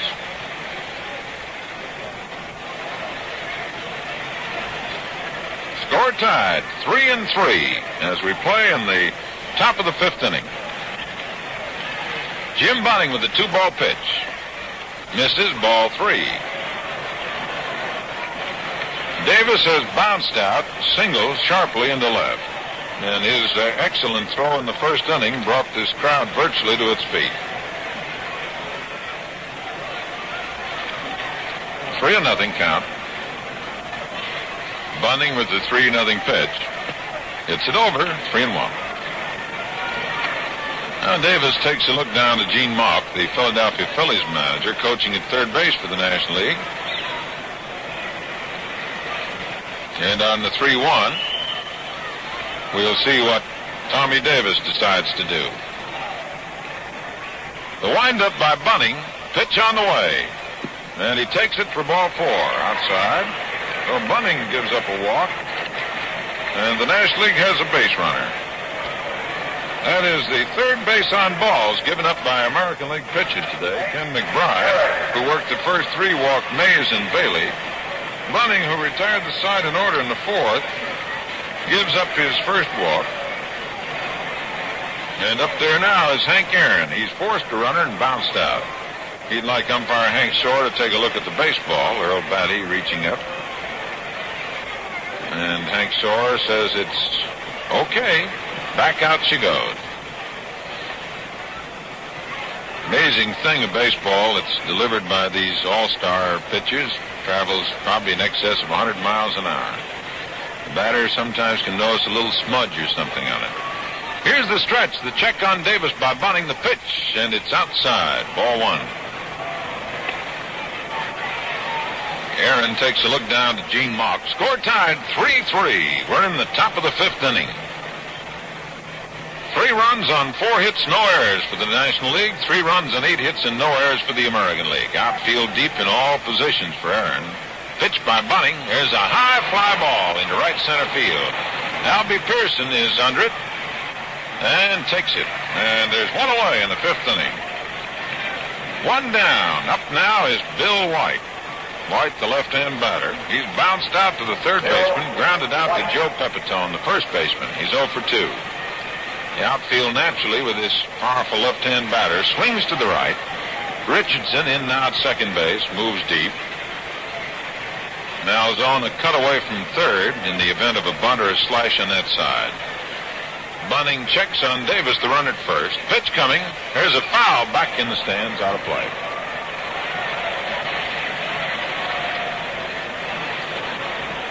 One strike to Bill White.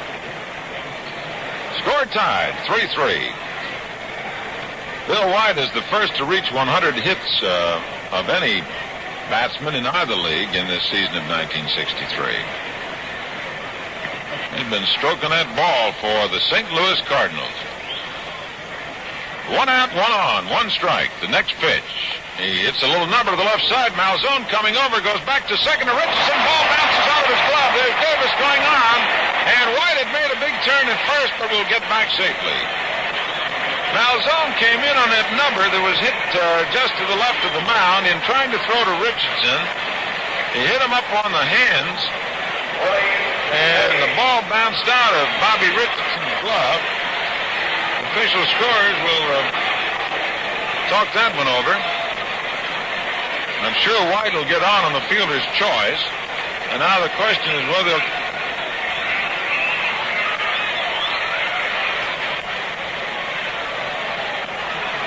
they've charged an error, I believe, to Malzone. High and outside, ball 1. 1 ball to count. Did you hear that, George? Didn't hear it, no, sir. An error charged to the American League on the play at second base, enabling Davis to go on to third. 1 ball to count. 1 out. Score tied 3-3. First error of the ball game. Bill White, the runner at first. Davis, the runner at third. Willie Mays, the batter. Here's the 1-ball pitch, and he fouls it back.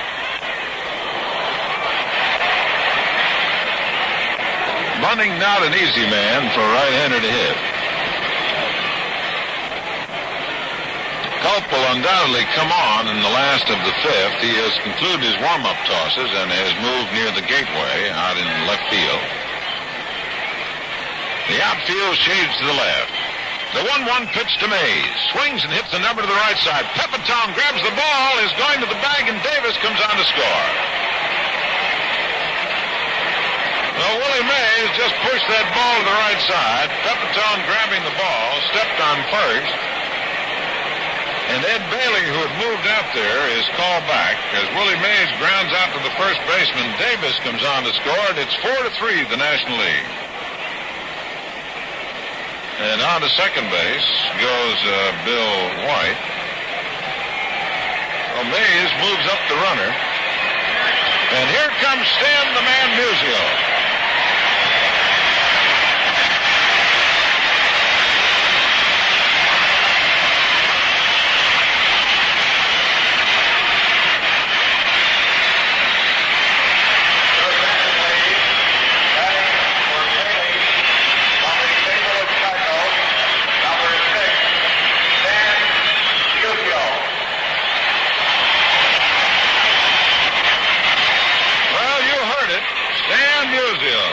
Playing in his 24th game, hitting .323 with that very famous pose of his, with a little hula thrown in besides.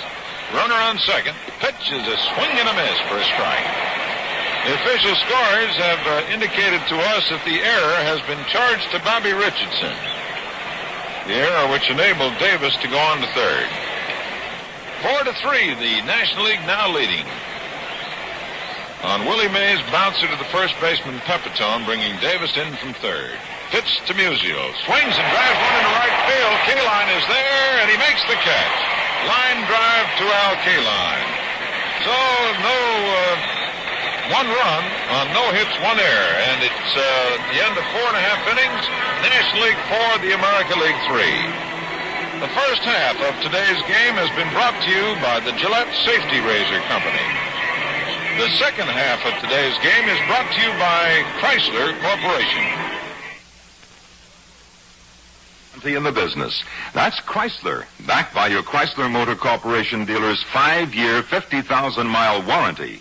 Think of it. You can own a Chrysler for 5 years or drive it for 50,000 miles, whichever comes first, before its warranty runs out.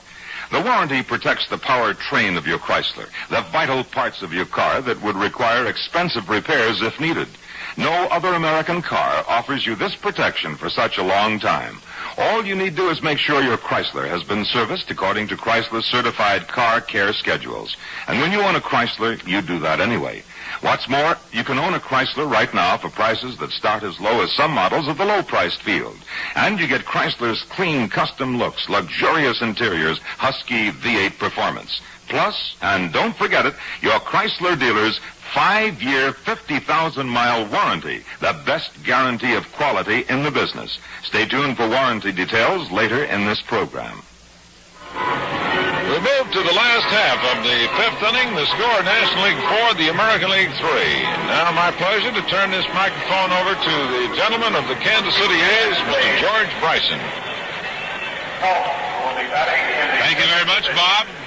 In the last half of the fifth inning will be Kaline, Malzone, and Wagner scheduled against Ray Culp of the field. Culp's a right-hander. Very good fastball, throws hard, good slider and curve.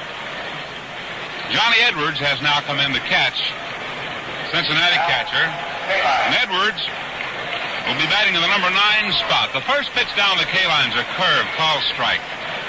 No other changes in the lineup right now. It's still Davis, Mays, and Aaron.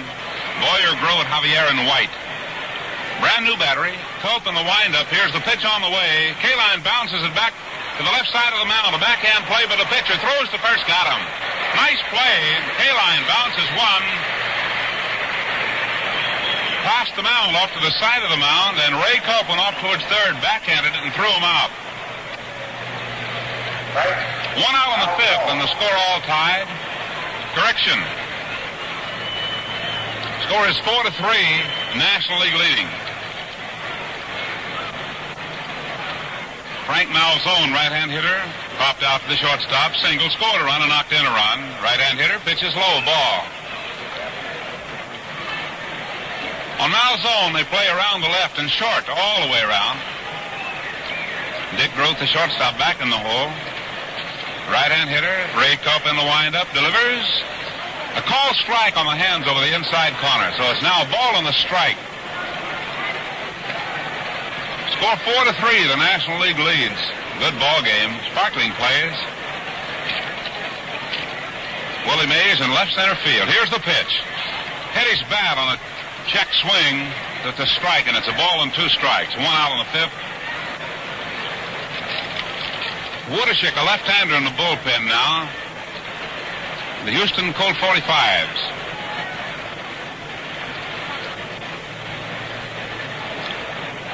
Culp of the Phils facing Malzone of the Red Sox. A ball and 2 strike count. Next pitch on the way is a fastball, a bit high. All even now, 2-2.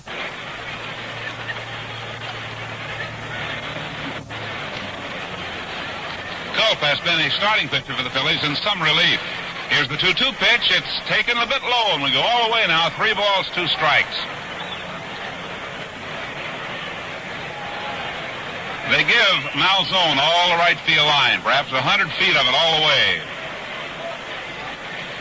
I think he's a dead pull hitter. Here's the windup now. Payoff pitch. Curveball popped up back of the plate. Be back in the stands. Johnny Edwards gave chase, the ball back in the seats.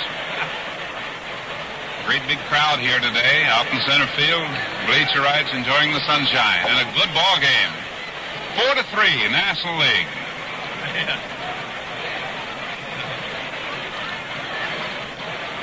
Now Zone hanging in there. Culp has the sign. He's in the windup. Here it comes. Ball is swung on, hit high to right field. Aaron shading his eyes down with the glasses. Makes the catch. 2 out. 2 out in the fifth. That'll bring on Leon Wagner. Wagner singled in the second inning and scored a run. First run of the American League. Grounded out to the first baseman of the pitcher covering in the third. A left-hand hitter. Wagner of the Los Angeles Angels. The halo on his hat. In the windup now goes Culp, and the pitch on the way to the plate's a slow curve, but it's high. 320 feet down the line. Wagner is a right center field hitter. Can pull the ball right down the line on occasions. In fact, Aaron is playing him over pretty well to the line. Here's the pitch. Bit high.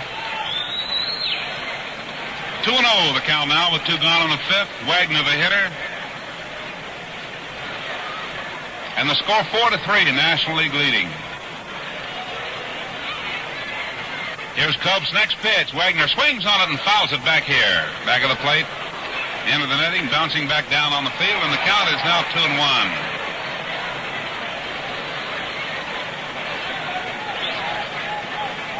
The pitcher looks around the outfield. Willie Mays playing Wagner straight away and carrying on a conversation with somebody. Willie loves to play baseball. Here's the next pitch. Swung on a line to right field. A base hit, a bullet hit out there. Wagner makes the turn and hangs on as Aaron comes up with the ball. That's 9 hits now for the American League and brings on a pinch hitter for Earl Batty. Like Carl Yastrzemski, the left-hand hitter with the Boston Red Sox. Batting for Batty from the Boston Red Sox, number Carl Yastrzemski. I've been told a personal student of Ted Williams. Williams could see greatness in the batting eye of this young man. Runner at first. Yastrzemski at the plate. First one's in the dirt, a ball. First time, too, that he has been in an all-star game, and there must be a butterfly or two. It's a great game, a traditional game. Brings all the great stars together. Here's Culp in the stretch now. The pitch, 2 out, a runner at first. Pitch on the way. A little bit low. Culp is a bit low here on this one. Score 4-3. National League leading the American League. This is the 34th All-Star game. Infield around to right. Yastrzemski can hit the ball anywhere. Culp in his stretch. Here she comes. Curveball hit high in the air down the right field line. Bill White, the first baseman in foul territory, gives up now as Javier makes the catch, just barely foul. Javier, the second baseman, got it in foul territory. Retires the side. 5th inning, no runs.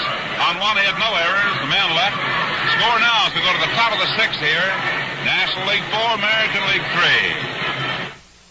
Full-sized value is just the beginning when you invest in a new Chrysler. Every Chrysler built, from economical Newport to luxurious New Yorker, benefits from your Chrysler Motors Corporation dealer's certified car care plan.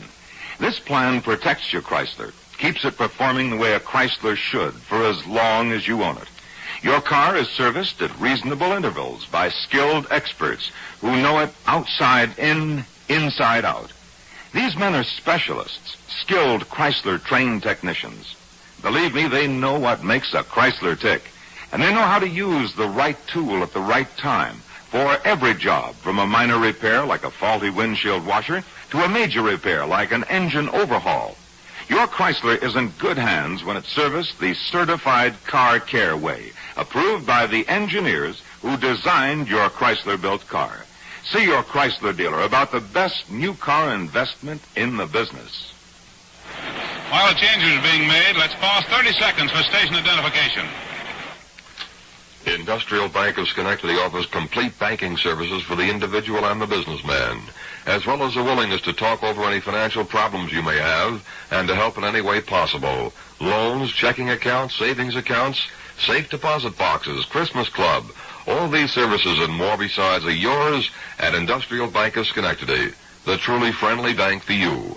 Get acquainted with Industrial Bank at 224 State Street or the Woodlawn branch at 815 State Street. This is WGY Schenectady. We have several changes right now.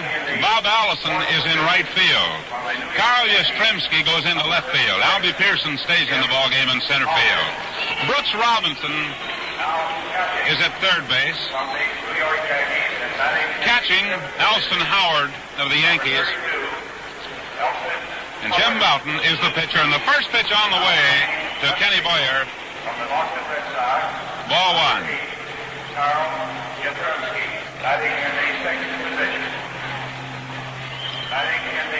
Jim Boughton, the right-hander of the New York Yankees, fires, and the ball is fouled off back of first base, going up in the stands. So now we have Robinson, Versailles, Richardson, and Pepitone in the infield. Yastrzemski, Pearson, and Allison in the outfield. Elston Howard, the catcher. Jim Boughton, the pitcher, big right-hander of the New York Yankees. In the windup he goes now. Pitch on the way. Swung on and missed on a breaking ball. And it's a ball and 2 strikes. Score in this ball game, 4-3. The National League leads. Good ball game. Both managers expressed their great desire to get everybody in. Of course, a little tough. Kenny Boyer at the plate. None for 2. Hits this one high in the air on the left side. The third baseman, Robinson, in foul territory, makes the catch. Boyer out on the pop fly. 1 gone in the 6th. And that'll bring on Dick Grote, the Cardinal shortstop. And I think one of the great things about the game of baseball, Grote, who was raised in the Pirate organization, tries desperately to beat the Pirates now as a Cardinal. He's a right-hand hitter.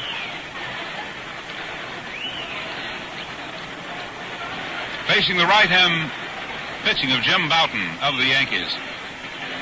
They play him short in the outfield. There's a call strike. Fastball in there.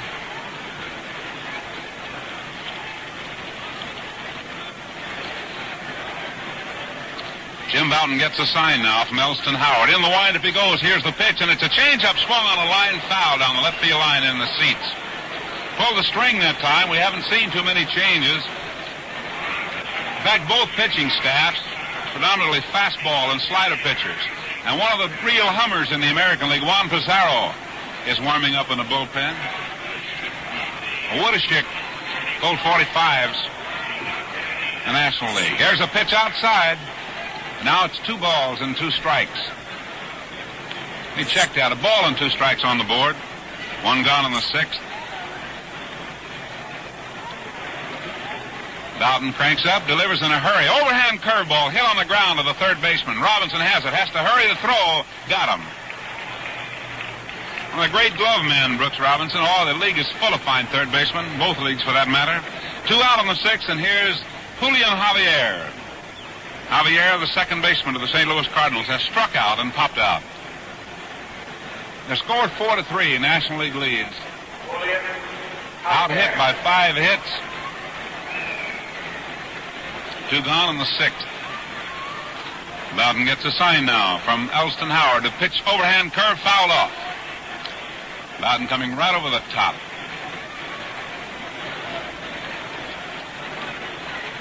Johnny Edwards on deck. He's batting 9th in the order.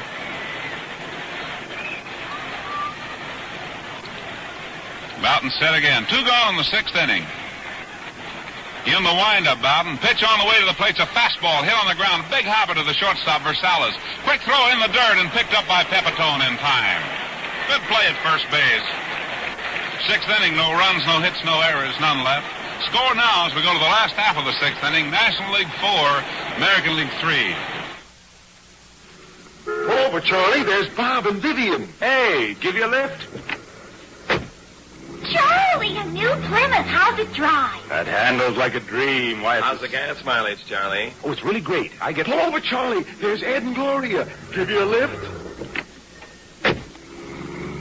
Charlie, a new Plymouth Sport Fury. What makes it ride so smooth? Torsion Air Ride. It has an understatement... How's the power, Charlie? Oh, it goes like a I like those bucket seats. Well, I myself... Charlie, how about the 5-year, a 50,000-mile warranty? Oh, it's... Protects against big repair bills, right? Yeah. And that 550 warning's on all Chrysler Corporation cars, right? How's the wife like it? Tell us about the console. Does it come with a 6 shift? Okay. Everybody out.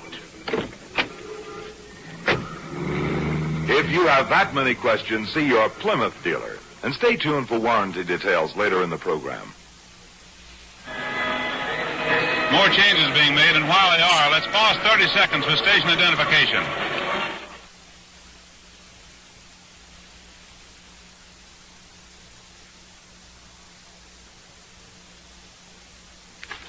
Paying your bills by check saves time and also gives you an unquestioned receipt for your payments as well. At Industrial Bank of Schenectady, you'll find checking accounts tailored to your needs. Low-cost checking accounts which help you be businesslike in handling your personal finances. So stop in. Find out how convenient a checking account can be at Industrial Bank of Schenectady, 224 State Street or the Woodlawn branch with a drive-in window at 815 State Street. This is WGY Schenectady. Brand new pitcher, Hal Woodashik of the Colt 45s, a left-hander. From the Houston Colt 45. And Woodashik will be the 4th National League pitcher. It's been O'Toole, Jackson, Culp, and now Hal Woodashik. Hal Woodashik, batting in the 6th position.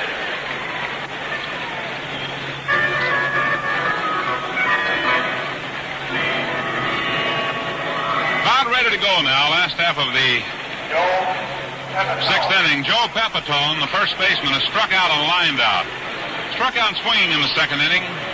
So it's Santo, Grote, Javier, and White in the infield. The catcher, Johnny Edwards. Outfield is Davis, Mays, Aaron Still. The left-hander, Hal Woodashik, is ready to pitch the left-hand hitting Joe Pepitone. Scores 4-3. National League leads. Runs and bunts, and he fouls it off on the first pitch, and the ball going down past Warren Childs, president of the National League, sitting in a box right near the National League dugout, directly across the commissioner of baseball, along with the American League contingent, the home team here today.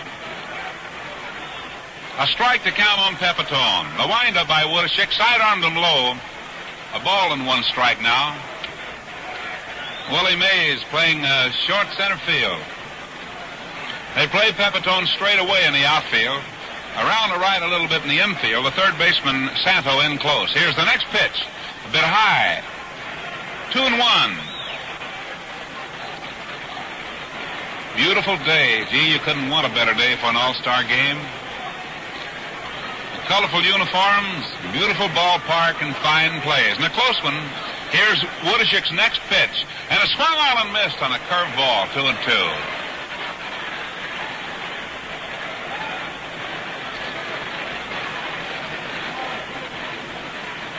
Left-hand hitter, Pepitone. 2 balls, 2 strikes. Woodishik cranks up and delivers. Foul tip, that is, into the glove of the catcher, Johnny Edwards. It's a strikeout. Pepitone actually checking his swing. The ball flicked his bat, went right into the glove of Johnny Edwards, and that'll bring on Zoilo Versalles. Versalles, the little shortstop from the Minnesota Twins, a right-hand hitter. Public relations man for the ball club in the winter, and gosh, that's hard to understand. Unless a lot of people speak Spanish up there. Runs and bunt and fouls it back. A strike. He can fly. Good fielder. And they kick his name around a little. Zoilo. He likes Zoilo. 1 out on the 6th, and the score 4-3. National League leading. The wind up again by Woodishik. Pitch on the way is low inside. Fastball 1-1.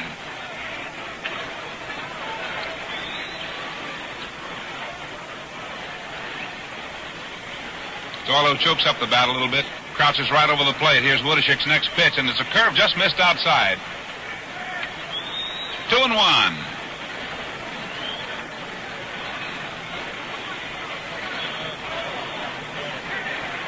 Infield talks it up. Fellas all know each other and respect the ability of their own teammates and those on the opposition here today. The windup now, the pitch on the way to the plate is low inside. Almost hit him on the foot. So now it's a 3-ball, 1-strike count on Zoilo Versalles, who looks down to the third base coach, Johnny Pesky, whether the hit or the take is on. In the windup he goes. Here it is. He was taking, and it's ball 4. Versalles gets free transportation. That is the number 1 walk issued, I believe, by National League pitching.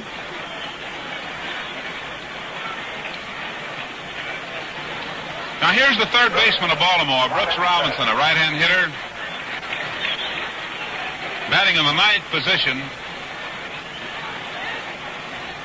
Runner at first, 1 out. Infield shortened up, possible double play. Robinson takes a curve in the dirt. 1 ball, no strikes.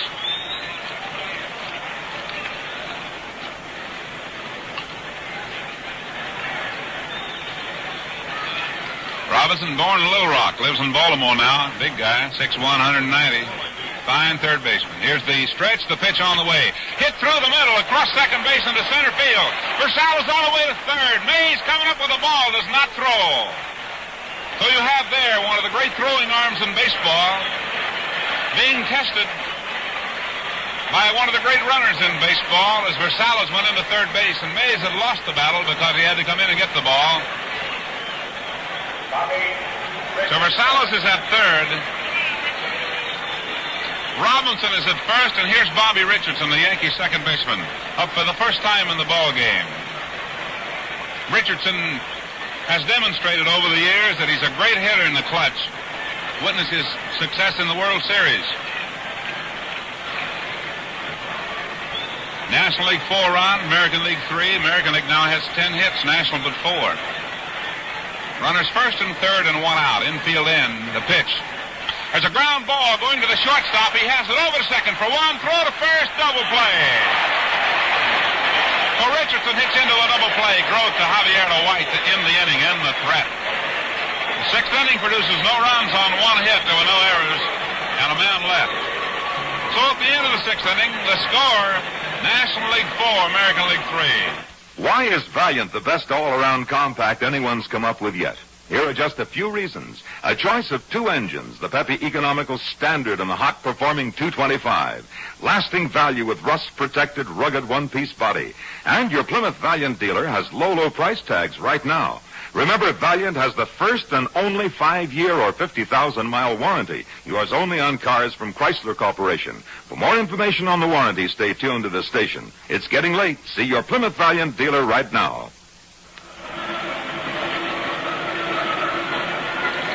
Going down to the 7th inning, see what changes we have. We have a new pitcher coming on, that much we know. Juan Pizarro, Chicago White Sox. Pizarro, National League for a long time, has moved to the American League, and he's become a fine pitcher. He can throw very hard. A left-hander with really a blazer. Smoke, as they call it in baseball. Luis Aparicio has gone in to play shortstop. Now pitching and batting in the 4th position from the Chicago White Sox, number 32, Juan. Now Pizarro will be batting in the number 4 position. Now playing shortstop, batting in the 8th position. Hitting in 8th in place of Rosales will be Luis Aparicio. And I suppose that fans who's followed the career of this young man over the years, well, the White Sox were startled a little bit when he went over to another ball club, Baltimore, but he's done a fine job. Quick hands, enjoys the game. Johnny Edwards now coming on in the 7th inning. He's a left-hand hitter with the Cincinnati Reds. Johnny Edwards.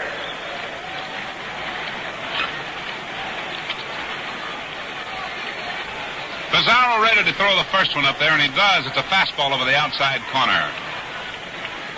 We've had now McBride, Bunning, Bowden, and Pizarro. There's the pitching staff right there if you owned it. Next one on the way. Slow curve that misses outside. Edwards a little anxious, almost went for that ball. Brooks Robinson, Luis Aparicio, Bobby Richardson, and Joe Pepitone in the infield. Yastrzemski, Pearson, Allison in the outfield. Next pitch, ground ball hit down to the second baseman. Richardson up with it, tosses to first in time, 1 out. So Edwards out on a bouncer, Richardson to Pepitone, and that'll bring on Tommy Davis. Tommy Davis made a great throw in the ball game early to flag a runner at the plate. He's a right-hand hitter. He's 1 for 2 in this one. He's grounded out, he's singled, and he's walked, and he scored a run. Tommy Davis. Pizarro gets the sign from Elston Howard. Into the windup he goes. Here it is. It's high and away, the fastball. Score 4-3. National League leads the American. And we're in the 7th inning on a beautiful day. Pizarro cranks up. Slow curve, line foul down the left field line.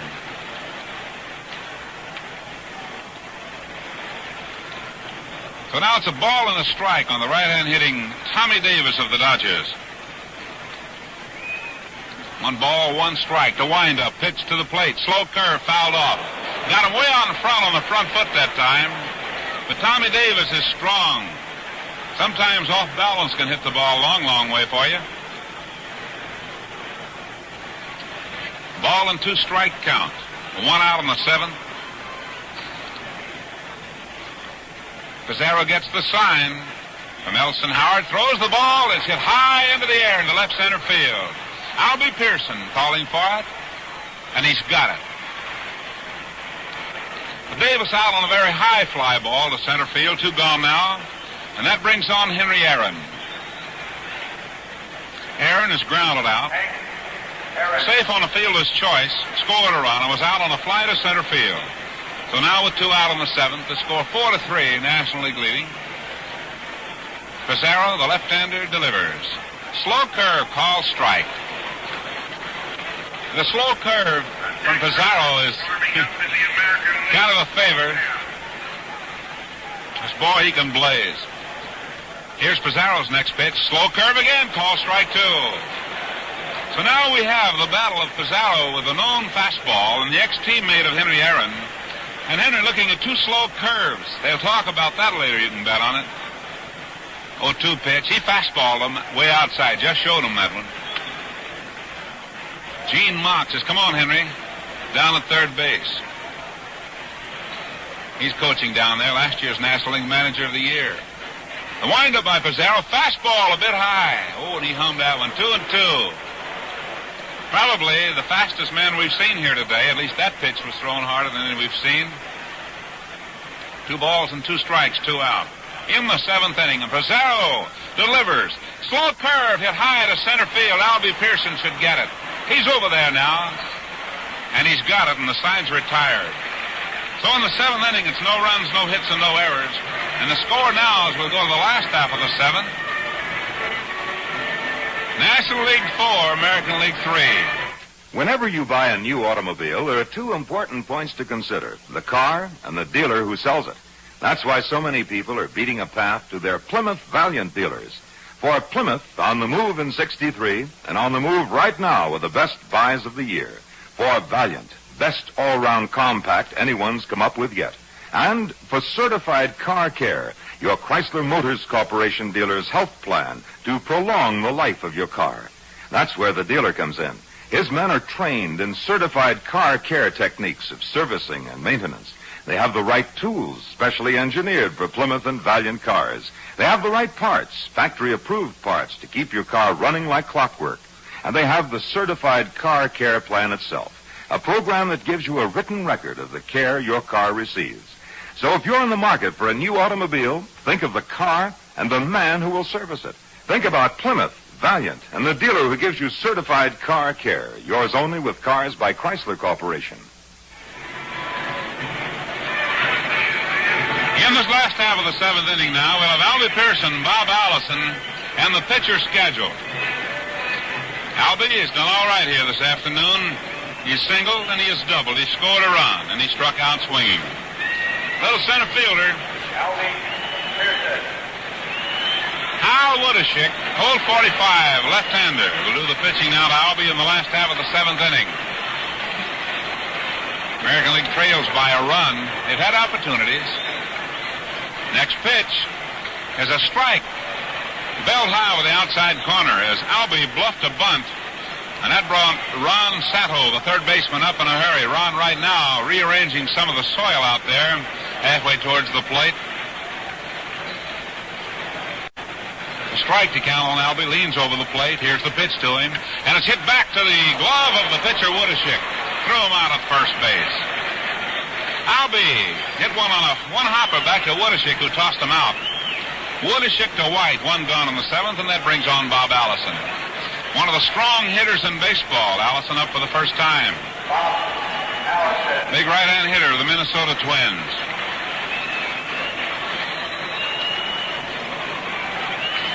Right behind them, another twin, Harmon Killebrew. He'll hit next. There's a strike.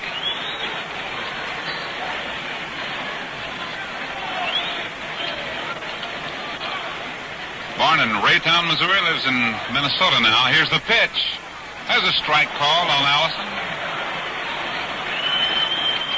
The killer Killebrew next. 1 gone, 7th inning. Score 4-3. National League leads. Woodishick in the windup. Here's his pitch. Allison takes it, bit inside.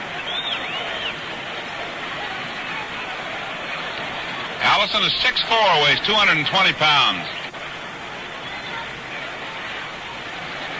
Next pitch on the way. There's a long foul ball going down the left field line. That'll go into the lower deck.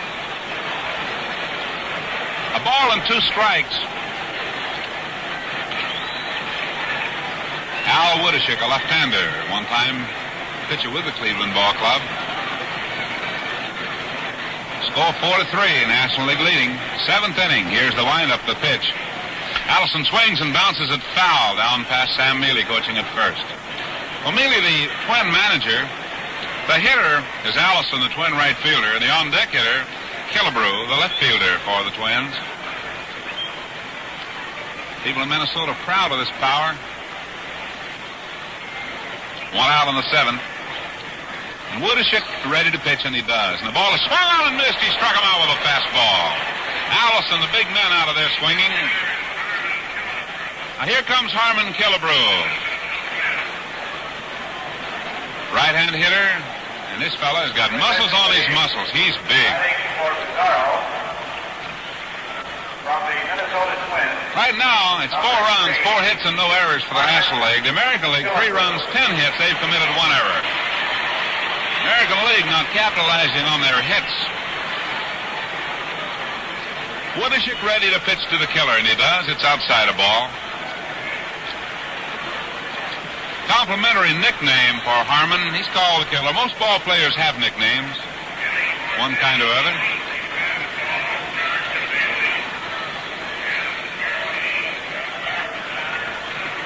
Now Woodishick set again. Here it is. Killebrew took it. It's a strike. Letter high over the outside corner. Good place for Harmon to hit the ball.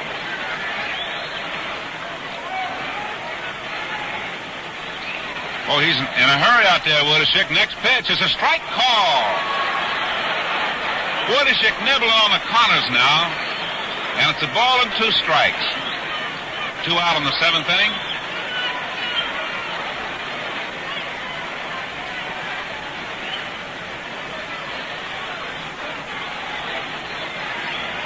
Woodishick all ready again. Here it is.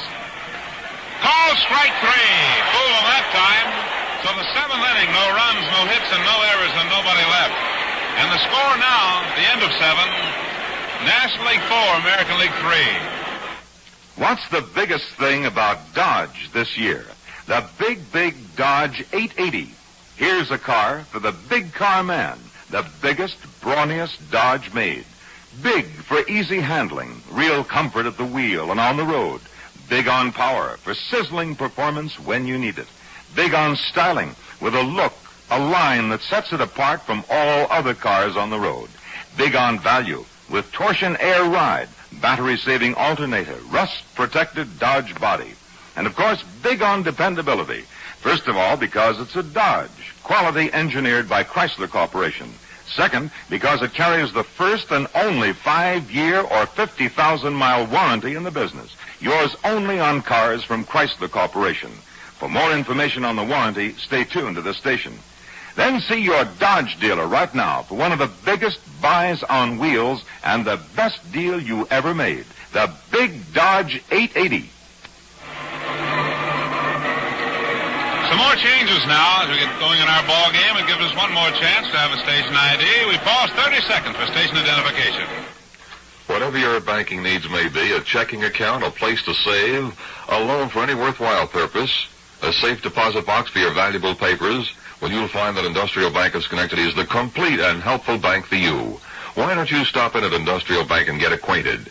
You're always welcome, and you'll find Industrial is a truly friendly place. For all banking services, it's Industrial Bank of Schenectady at 224 State Street and the Woodlawn branch with a drive-in window at 815 State Street. This is WGY Schenectady. Changes are just 2 of them. Tom Tresh of the Yankees will be in center field in place of Albie Pearson. And Dick Raddatz, a big right-hander of the Boston Red Sox, will do the pitching. He's just now starting his warm-up. Raddatz possesses a very low earned run average this year, appearing in 33 ball games. 1.42, pitching entirely in relief. And I guess, Bob, you'd have to say one of the game's outstanding and top relief pitchers. Indeed he is, George. We saw him recently in a couple of series, and veterans like Joe Adcock said it was almost unbelievable the way this fellow with his tremendous size and freewheeling can really pump that ball in there. Bill White, Willie Mays, and a pinch hitter, no doubt, for the pitcher will come on here in the 8th inning. The score is 4-3. The National League leads.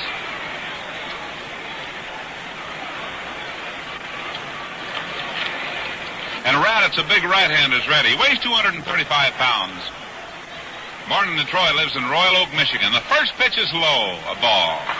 Nice, free, easy motion, but he can throw aspirin tablets at that plate. Bill White, the first baseman, a left-hand hitter, has not hit in 3 times at bat. Next one on the way. Call strike at the knees over the inside corner.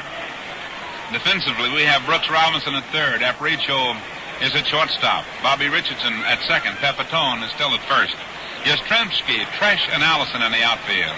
Here's Radditz's next pitch. Foul ball on a breaking ball this time. Sidearmed into the left-hand hitting Bill White. As big as he is, that easy motion, long arms. He's rugged. Drysdale's in the bullpen now for the National League in left field. Here's the pitch. Missed outside. Now we go to 2 balls and 2 strikes here in the 8th inning on Bill White. The National League already leading by a score of 4-3. White can hit the ball out of the park, but the outfield is playing him straight away because Radditz can fire. The foul ball hit back a third upstairs. Cleveland Municipal Stadium. All bedecked in bunting in honor of this great day in baseball, the All-Star Game.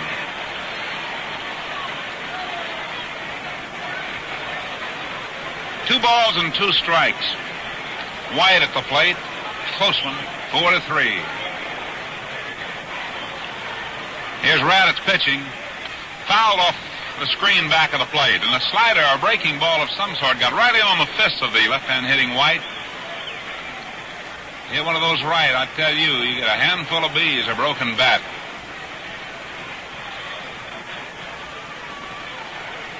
Two and 2. Here's Radditz's next pitch on the way. White swings on it and fouls this one off back a third. Hit the top of the ballpark and bounce back on the field. And then back again and almost caught, but not quite.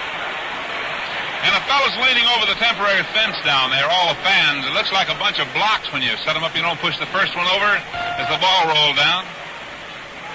Now 2 balls, 2 strikes on White. Radditz with a new one. Cranks up and delivers to the plate. Ball hard hit going to right field on the ground, a base hit.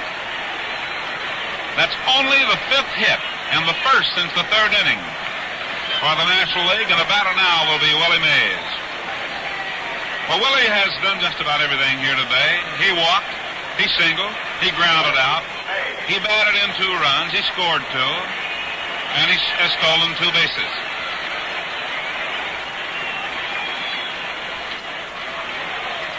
Mays, a right-hand hitter. The first pitch to Mays is swung on and fouled off, and Mays was going to try to hit that one in the lake. Boy, he took a pretty good rip.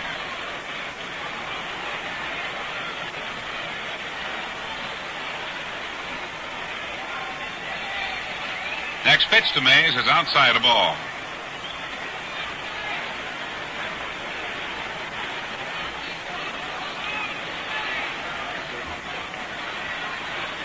Willie Mays at the plate. Infield shortened up. Willie, a pretty tough man to double. He can run. A ball and a strike. The stretch by Radditz. Here it is. Fouled off. In fact, Willie went out a little front of the plate that time. Took a little gamble on Radditz's fastball.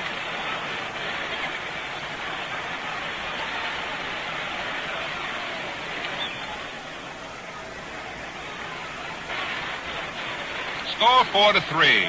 We're in the top of the 8th inning, and the National League leads the American League. Bases on balls really have been a big difference in the game. Here's Radditz's next pitch. Runner going. Call strike. Throw to second. Not in time. Stolen base down there. Willie Mays is called out on strikes. You won't see that many times. Run and hit play that time. Bill White was running, and Willie Mays is out on strikes. And that'll bring on Ron Santo.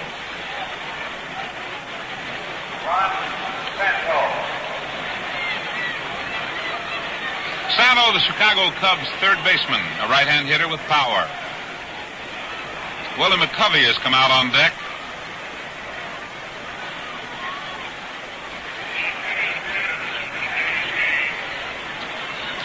So now Radditz has a runner at second base, Bill White. 1 man away. Top of the 8th. National League 4, American League 3. American League has 10 hits, the National League 5. It's a payoff on score. Radditz delivers. Swing and a miss. Boy, a blue darter thrown up there by Radditz. We have 44,160 here, and they've enjoyed a ball game, and it's still a good one. Aren't they all, really? Here's Raditz pitching. There's a looper, broken bat job, dying Quayle, base hit to right field. White on the way to the plate, and he'll score. Now it's a 5-3 ball game. Ron Santo hit a broken bat single to right field to drive home White with a 5th National League run, and that'll bring on a pinch hitter for the pitcher, Willie McCovey. Willie McCovey, 6'4", 200-pounder, born in Mobile, Alabama, lives in San Francisco, left-hand hitter, and he can wrap them. Runner at first base now, and there's one out, and the infield shortened up for the double play. McCovey at the plate. Swung on and missed. Took a big cut. There are many hard swingers in baseball. This man is a hard swinger, long arms, long bat, and boy, he unloads. Here's the stretch now by Raditz. Pitch is swung on and fouled off. He fooled him then. Had one hand off the bat.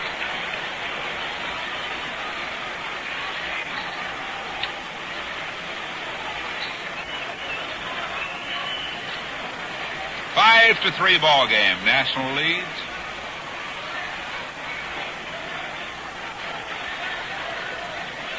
Raditz in his stretch. He's a right-hander. Here's the pitch. Swing and a miss. He struck him out. So McCovey, a pinch hitter, out on strikes. And the batter now will be Dick Grote. And Raditz has either struck him out or given him a hit. 2 hits, 2 strikeouts in this inning.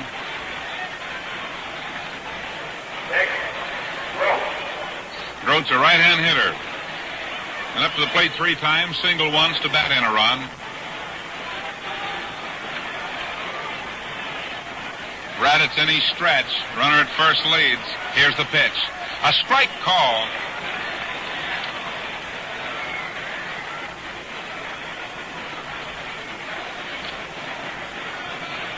Two gone. 1 strike to count on Dick Grote, the Cardinal shortstop.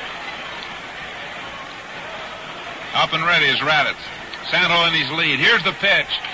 Tries to hit it to right field. Fouled it off down the right field line. Grote, an expert at hitting the ball back of runners.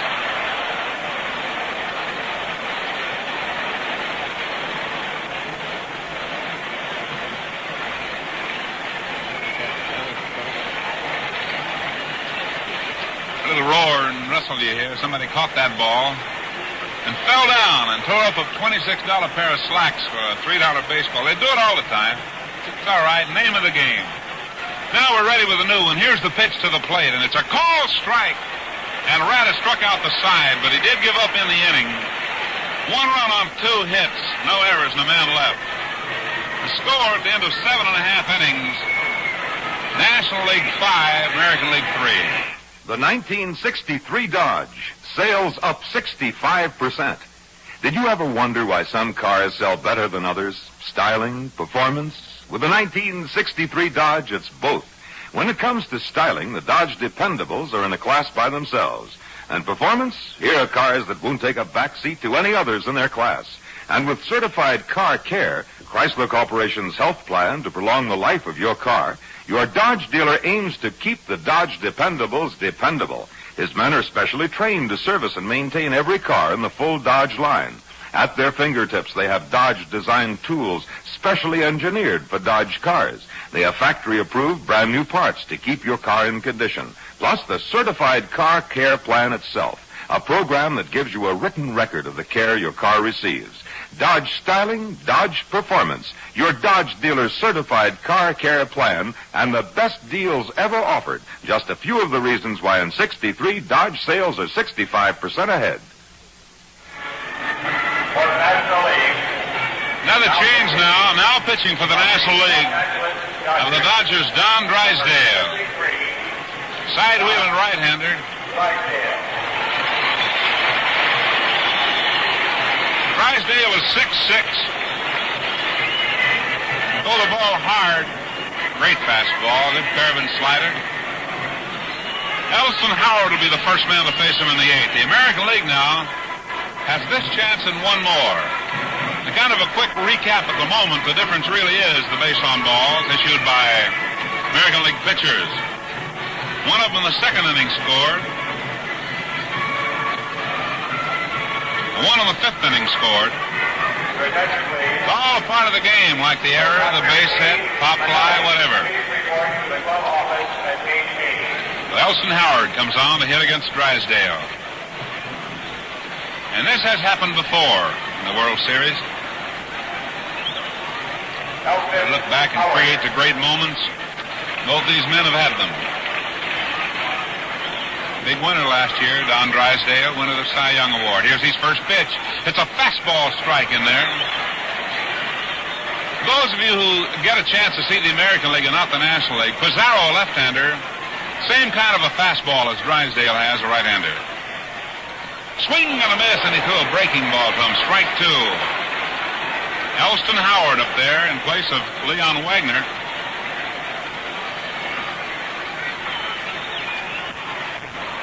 Drysdale into that windup. Here she comes. Missed outside a ball. Drysdale gives a little flick of the wrist as he turns the ball loose. It's 5-3, the National League leading the American League. In the last half of the 8th inning in Cleveland's beautiful and big municipal stadium. Drysdale set again. Here it is. Foul ball back to the screen behind the plate. Hank Sower, the umpire, working back there. Big Bill Zitkowski of the National League at first. Al Smith of the American League at second. And Paul Pryor at third. Extra umpires. Harvey is in right field. Haller down the left field line. The pitch gets by, but it's too low. Now it's 2-2.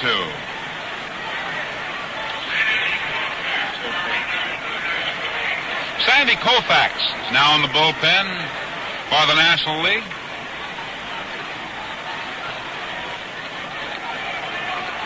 2-2 the count. First, struck him out. Drysdale's first man is struck out. And that, of course, is Drysdale's long suit. And the batter now will be Yastrzemski. Look at the line score right now. National League has 5 runs on 6 hits and no errors. The American League 3 runs on 10 hits and 1 error. Carl Yastrzemski, a left-hand hitter of the Boston Red Sox, up now. Don Drysdale all set, 1 gone in the 8th. Pitches a strike right in there. Yastrzemski took it. The third baseman Sato up even with a bag. Yastrzemski can hit to all fields, and the outfield plays him almost straight away. Here's Drysdale's next pitch, and it's a bit low. 1-1.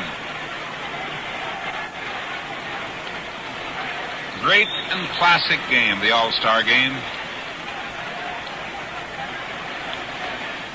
Drysdale gets a sign from Johnny Edwards. Cranks up and fires, and the ball is fouled off in the upper deck.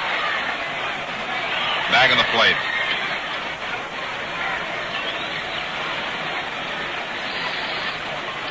Joe Pepitone of the Yankees has gone all the way at first base, is on deck. 1 ball, 2 strikes. Drysdale gets the good sign now and rears back and fires a fastball by him. Struck him out. Yastrzemski took a good cut and was down swinging. So now we've had occasion to have Woodishik strike out 2 men, the last 2 men in the 7th, and the first 2 men in the 8th. And here is Pepitone. Now the booing you hear, this is a Cleveland group of fans. Pepitone of the Yankees. Here's a pitch. Inside a ball. Well, booing or not, this young gentleman has done quite a job for the Yankees. Here's Drysdale in a hurry now. Next pitch. Swung on, a long drive, center field. Willie Mays on the run, not patting the glove, but at the wall. He runs into the fence and got it. And I believe Willie hurt himself out there. The ball hit to the 380-foot mark. He's limping coming in. That'll retire the side. Good catch by Willie, very deep. No runs, no hits, and no errors. At the end of the 8th inning, the score, National League 5 and the American League 3. Mother, a letter from Bob. Listen, dear Ruth, your authorized Chrysler Motor Corporation dealer's warranty against defects in material and workmanship on 1963 cars has been expanded to include parts replacement or repair without charge for required parts or labor for 5 years or 50,000 miles, whichever comes first. On the engine block, head, and internal parts, transmission case, and internal parts, excluding manual clutch, torque converter, drive shaft, universal joints, excluding dust covers, rear axle and differential, and rear wheel bearings, provided the vehicle has been serviced at reasonable intervals according to the Chrysler Motors Corporation certified car care schedule. Trucks are included but are subject to additional limitations of 1,500 hours operation if mileage does not accurately reflect the extent of actual use and operation of parts covered by the warranty. Coverage will not apply to trucks subjected to prolonged power takeoff or off-highway use. Thinking of you always, Bob. Dear, are you sure you're doing the right thing marrying a car dealer? Julian Javier. In the 9th inning, it'll be Julio Javier and Johnny Edwards, the 8th and the 9th hitters. And then Tommy Davis, scheduled at any rate. But at the plate right now is Javier, the second baseman of the Cardinals, a right-hand hitter. And Dick Raditz, the big right-hander, delivers to him. And the first one swung on and fouled off into the screen back of the plate. Scores 5-3, the National League leads. And we're in the top of the 9th. American League has one more pop at them.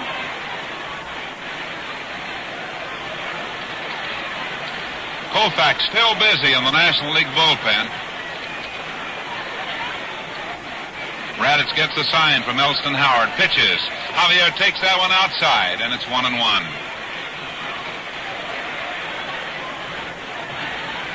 9th inning in Cleveland. Bright sunshine. The National League on top by a pair. Here's the pitch. Swung on and missed on a breaking ball. 1 ball and 2 strikes. Javier fooled on that one.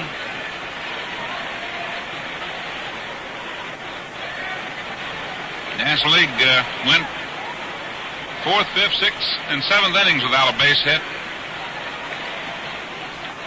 Next pitch is swung on and fouled off. National Leaguers got a run in the first inning on 1 hit. On the second inning, rather, 1 run on 1 hit. 2 bases on balls in there. 2 runs in the 3rd, 1 in the 5th, and 1 in the 8th. Raditz's next pitch, a bit high. Now it's 2 balls and 2 strikes. American League got a run in the 2nd. They got 2 in the 3rd, and that's all.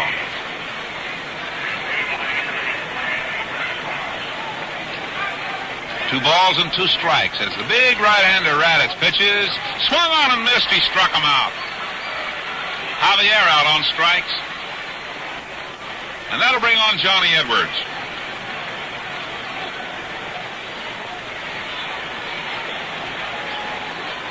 Raditz didn't have many strikeouts here until this inning, and he has 4 of them, or until this part of the game that he's been in. Make it 5 now. Edwards up now. He went up 1 time and grounded out. Waiting now for Alberto Clemente to go into the bullpen in left field. He has to run in playing area. They wait for him.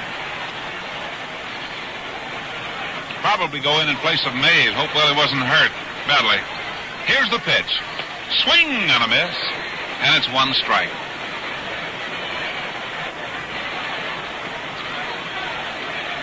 White sidewalls. Duke Snyder on deck. Here's the pitch by Raditz. High fly ball, left side. Aparicio going back for it. Yastrzemski coming over, the left fielder. He's there, and he's got it. Any of 3 could have taken it. 2 gone now. And Duke Snyder will be hitting for Tommy Davis. Your attention, please. Batting for Davis from the New York Mets. Duke Snyder wearing the uniform much the same color that he wore in Brooklyn, the same number 4, and the same color that he wore in Los Angeles. But now it's the New York Mets, and Duke Snyder comes on with 2 gone in the 9th. National League leading. Here's a ground ball hit hard down the right field line, foul. Snyder always a threat. He walks up swinging.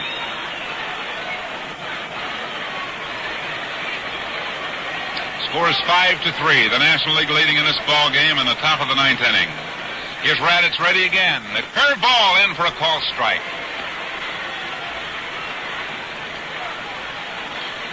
Snyder has a couple of words to say to Hank Soler. I'm sure not about the pitch, just where was it, probably. Next pitch on the way, outside. Raditz is 1-2 on Duke Snyder, a left-hand hitter. Probably the best performance of the day has been turned in thus far by Raditz. And he does that almost every day. Here's the pitch. Called strike over the outside corner. Snyder's out. In the ninth inning, it's no runs, no hits, and no errors. So at the end of 8 1/2, the score, National League 5, American League 3.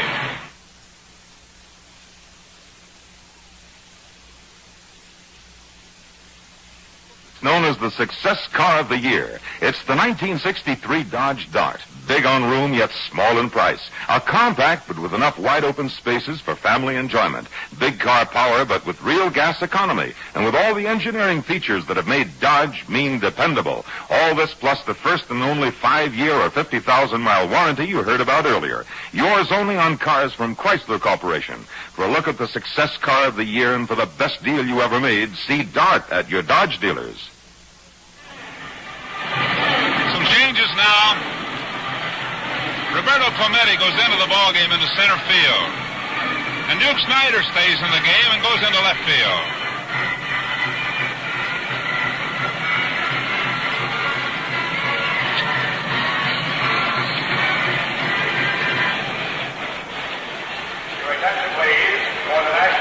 Luis Aparicio will be the hitter in the last half of the ninth inning.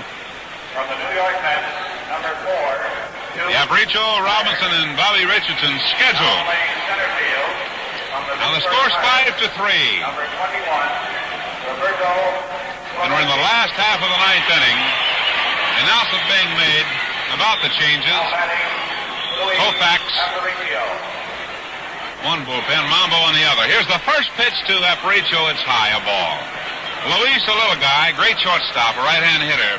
Always a bunt threat, and Santos up close. Needing a couple of runs, he might do anything. There's a high fly ball into short right field. Second baseman Javier back, and he has it. Aparicio out on a pop fly ball. Brooks Robinson comes on now. Juan Marichal is now in the National League bullpen. It's 5 runs on 5 hits, no errors. They get 5 runs on 6 hits, no errors for the National League. 3-10-1 for the American League. Next pitch, swung on and missed on a sidearm curve by Drysdale. Ballgame action packed early and good pitching now. 1 out of the 9th. Last chance. The pitch, swung on the line. Center field base hit. So Brooks Robinson singles to center field. Clemente fires back in towards second. And now Bobby Richardson represents the tying run here in the last half of the 9th inning. Richardson, a right-hand hitter, and giving him a little bit of a shot here right now, too. Get into a double play in the 6th inning. He's a right-hand batter. Runner at first. He's the tying run. There's 1 out. Infield shortened for the possible double play. Call strike over the outside corner. Drysdale fired that one. We're in the last half of the 9th. Big Don Drysdale in his stretch. Here's the pitch. Swung on and fouled into the glove of the catcher. And it's 0-2. Richardson at the plate. Tommy Tresh with the Yankees on deck.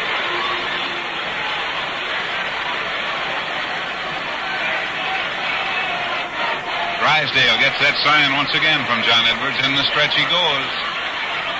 Looks over to first and steps off. Brooks Robinson's run, not an important run, with a score 5-3. They want to hold him just the same with the 1 out. Now Drysdale's up there. Here's the pitch. A little bit low and off the shin guard of the catcher, Johnny Edwards. Bounced out in front. He went out and got it. Robinson had to hang on down at first base.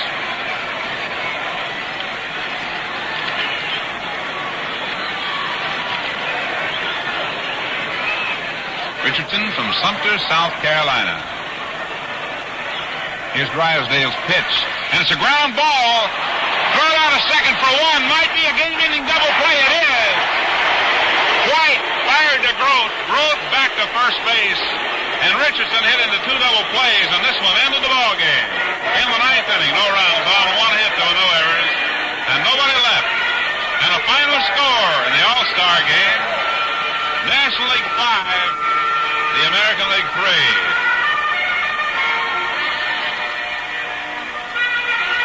You're more familiar, I'm pretty sure, Bob, with what's going to go on. What is it?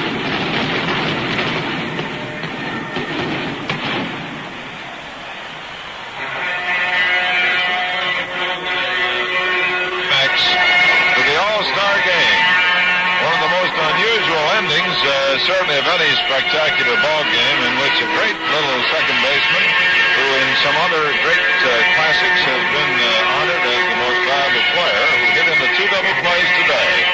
The National League, 5 runs on 6 hits and no errors. The American League, 3 runs on 11 hits and 1 error. So the bonded power of the National League did not show itself. The pitchers of the American League were able to hold the National League to only 6 hits, but were not able to score the runs.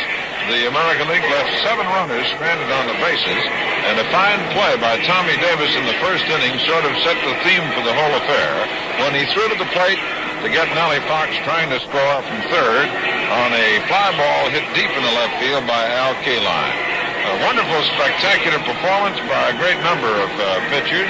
Dick Raditz, the fireballer from the Boston Red Sox, who struck out 5 of the 8 men he faced. The National League's Don Drysdale, who came on in the 8th and 9th innings and took care of the American League, although he surrendered a hit, getting Bobby Richardson to bounce into a double play. Interesting to note that Ralph Hawk used practically everybody on his staff, with the exception of 2 players, Norm Siebert and Don Leppard, and in the pitching department, used all of his pitches with the exception of Bill Monbouquet and Jim Grant. The National League utilized most of their players with the exception of Orlando Cepeda of San Francisco, Joe Torre of Milwaukee, and Maury Wills of Los Angeles, so they used all but 3 of their outfielder, infielder, catcher department. In the pitching department, they used all but Warren Spahn and Juan Marichal and Sandy Koufax, although Marichal was working in the bullpen along with Koufax at the end of the game. So the fans who came to see got a chance to see the All-Stars. Warren Spahn, they had a chance to see him before the game. They got an opportunity to see Stan the Man Musial, Duke Snider, Willie Mays. Mays making one of the fine catches of the game against the fence, giving every inch of their great talents in a performance that enabled the 44,000 fans who paid their way here today on the banks of Lake Erie to watch indeed a game that typifies the great desire of the men of professional baseball to utilize their abilities. It certainly is a great lesson to the young fellas of playing baseball around the country that here indeed on this diamond this afternoon were men who proved that if you have the talents and are willing to work at it, you can realize the ambition of your lifetime. I'd have to say, George Bryson, that every young man who played on this diamond today took a great sense of pride in his performance and in his appearance. You're absolutely right. It's probably the greatest honor that can befall a Major League ball player now, and at the beginning perhaps it wasn't exactly that way, but suddenly now there's come the feeling in the past few years that this is a great showcase for the national pastime. And youngsters can't help but look at the men out there, no matter who they are, where they come from. If they're in this All-Star game, they represent a slice of the pie of America and the best game of all. So wherever you are, youngsters, if you have this talent to play ball, play all you can. And the same thing I might pass on to the fans. If there's a ball game in your neighborhood, be it semi-pro, professional, major league, whatever it is, it's a wonderful place to spend a summer evening or a summer afternoon in a ballpark. Well, now the margin closes down. The American League has won 17 games. The National League has won 16. There's been one tie. And here today in Cleveland, Ohio, the best of the National and of the American League have been here. George, it's been a wonderful day. Certainly has. Especially for yours truly coming in here. And although we didn't get to see the ball player representing the club I'm with, Kansas City, play That, too, is something that should be touched on. Managers want to win this ball game. They like to get everybody in, but in most cases, it's not at all possible. No, indeed. They tried to play the game. They tried to give them all a chance to play, and that's the story of the All-Star Game of 1963. National League 5, the American League 3. This program is authorized under television rights granted by the Commissioner of Baseball solely for the entertainment of our audience. Any publication, reproduction, or the use of the pictures, descriptions, and accounts of this game without the express consent of the Commissioner is prohibited. Any commercial or other use of the program, such as by charging admission for its showing, is similarly prohibited unless authorized in writing by the Commissioner. That wraps up the 1963 All-Star Baseball Game. The final score again, National League 5, the American League 3. Our engineer has been Claire Taylor, our producer, Len Dillon. Be with us in October for the 1963 World Series when your hosts, as for this All-Star Game, again will be Chrysler Corporation with the first and only 5-year or 50,000-mile warranty, and the Gillette Safety Razor Company, world leader in shaving. This is Bob Neal along with George Bryson saying thanks for being with us. This has been a sports production of NBC News.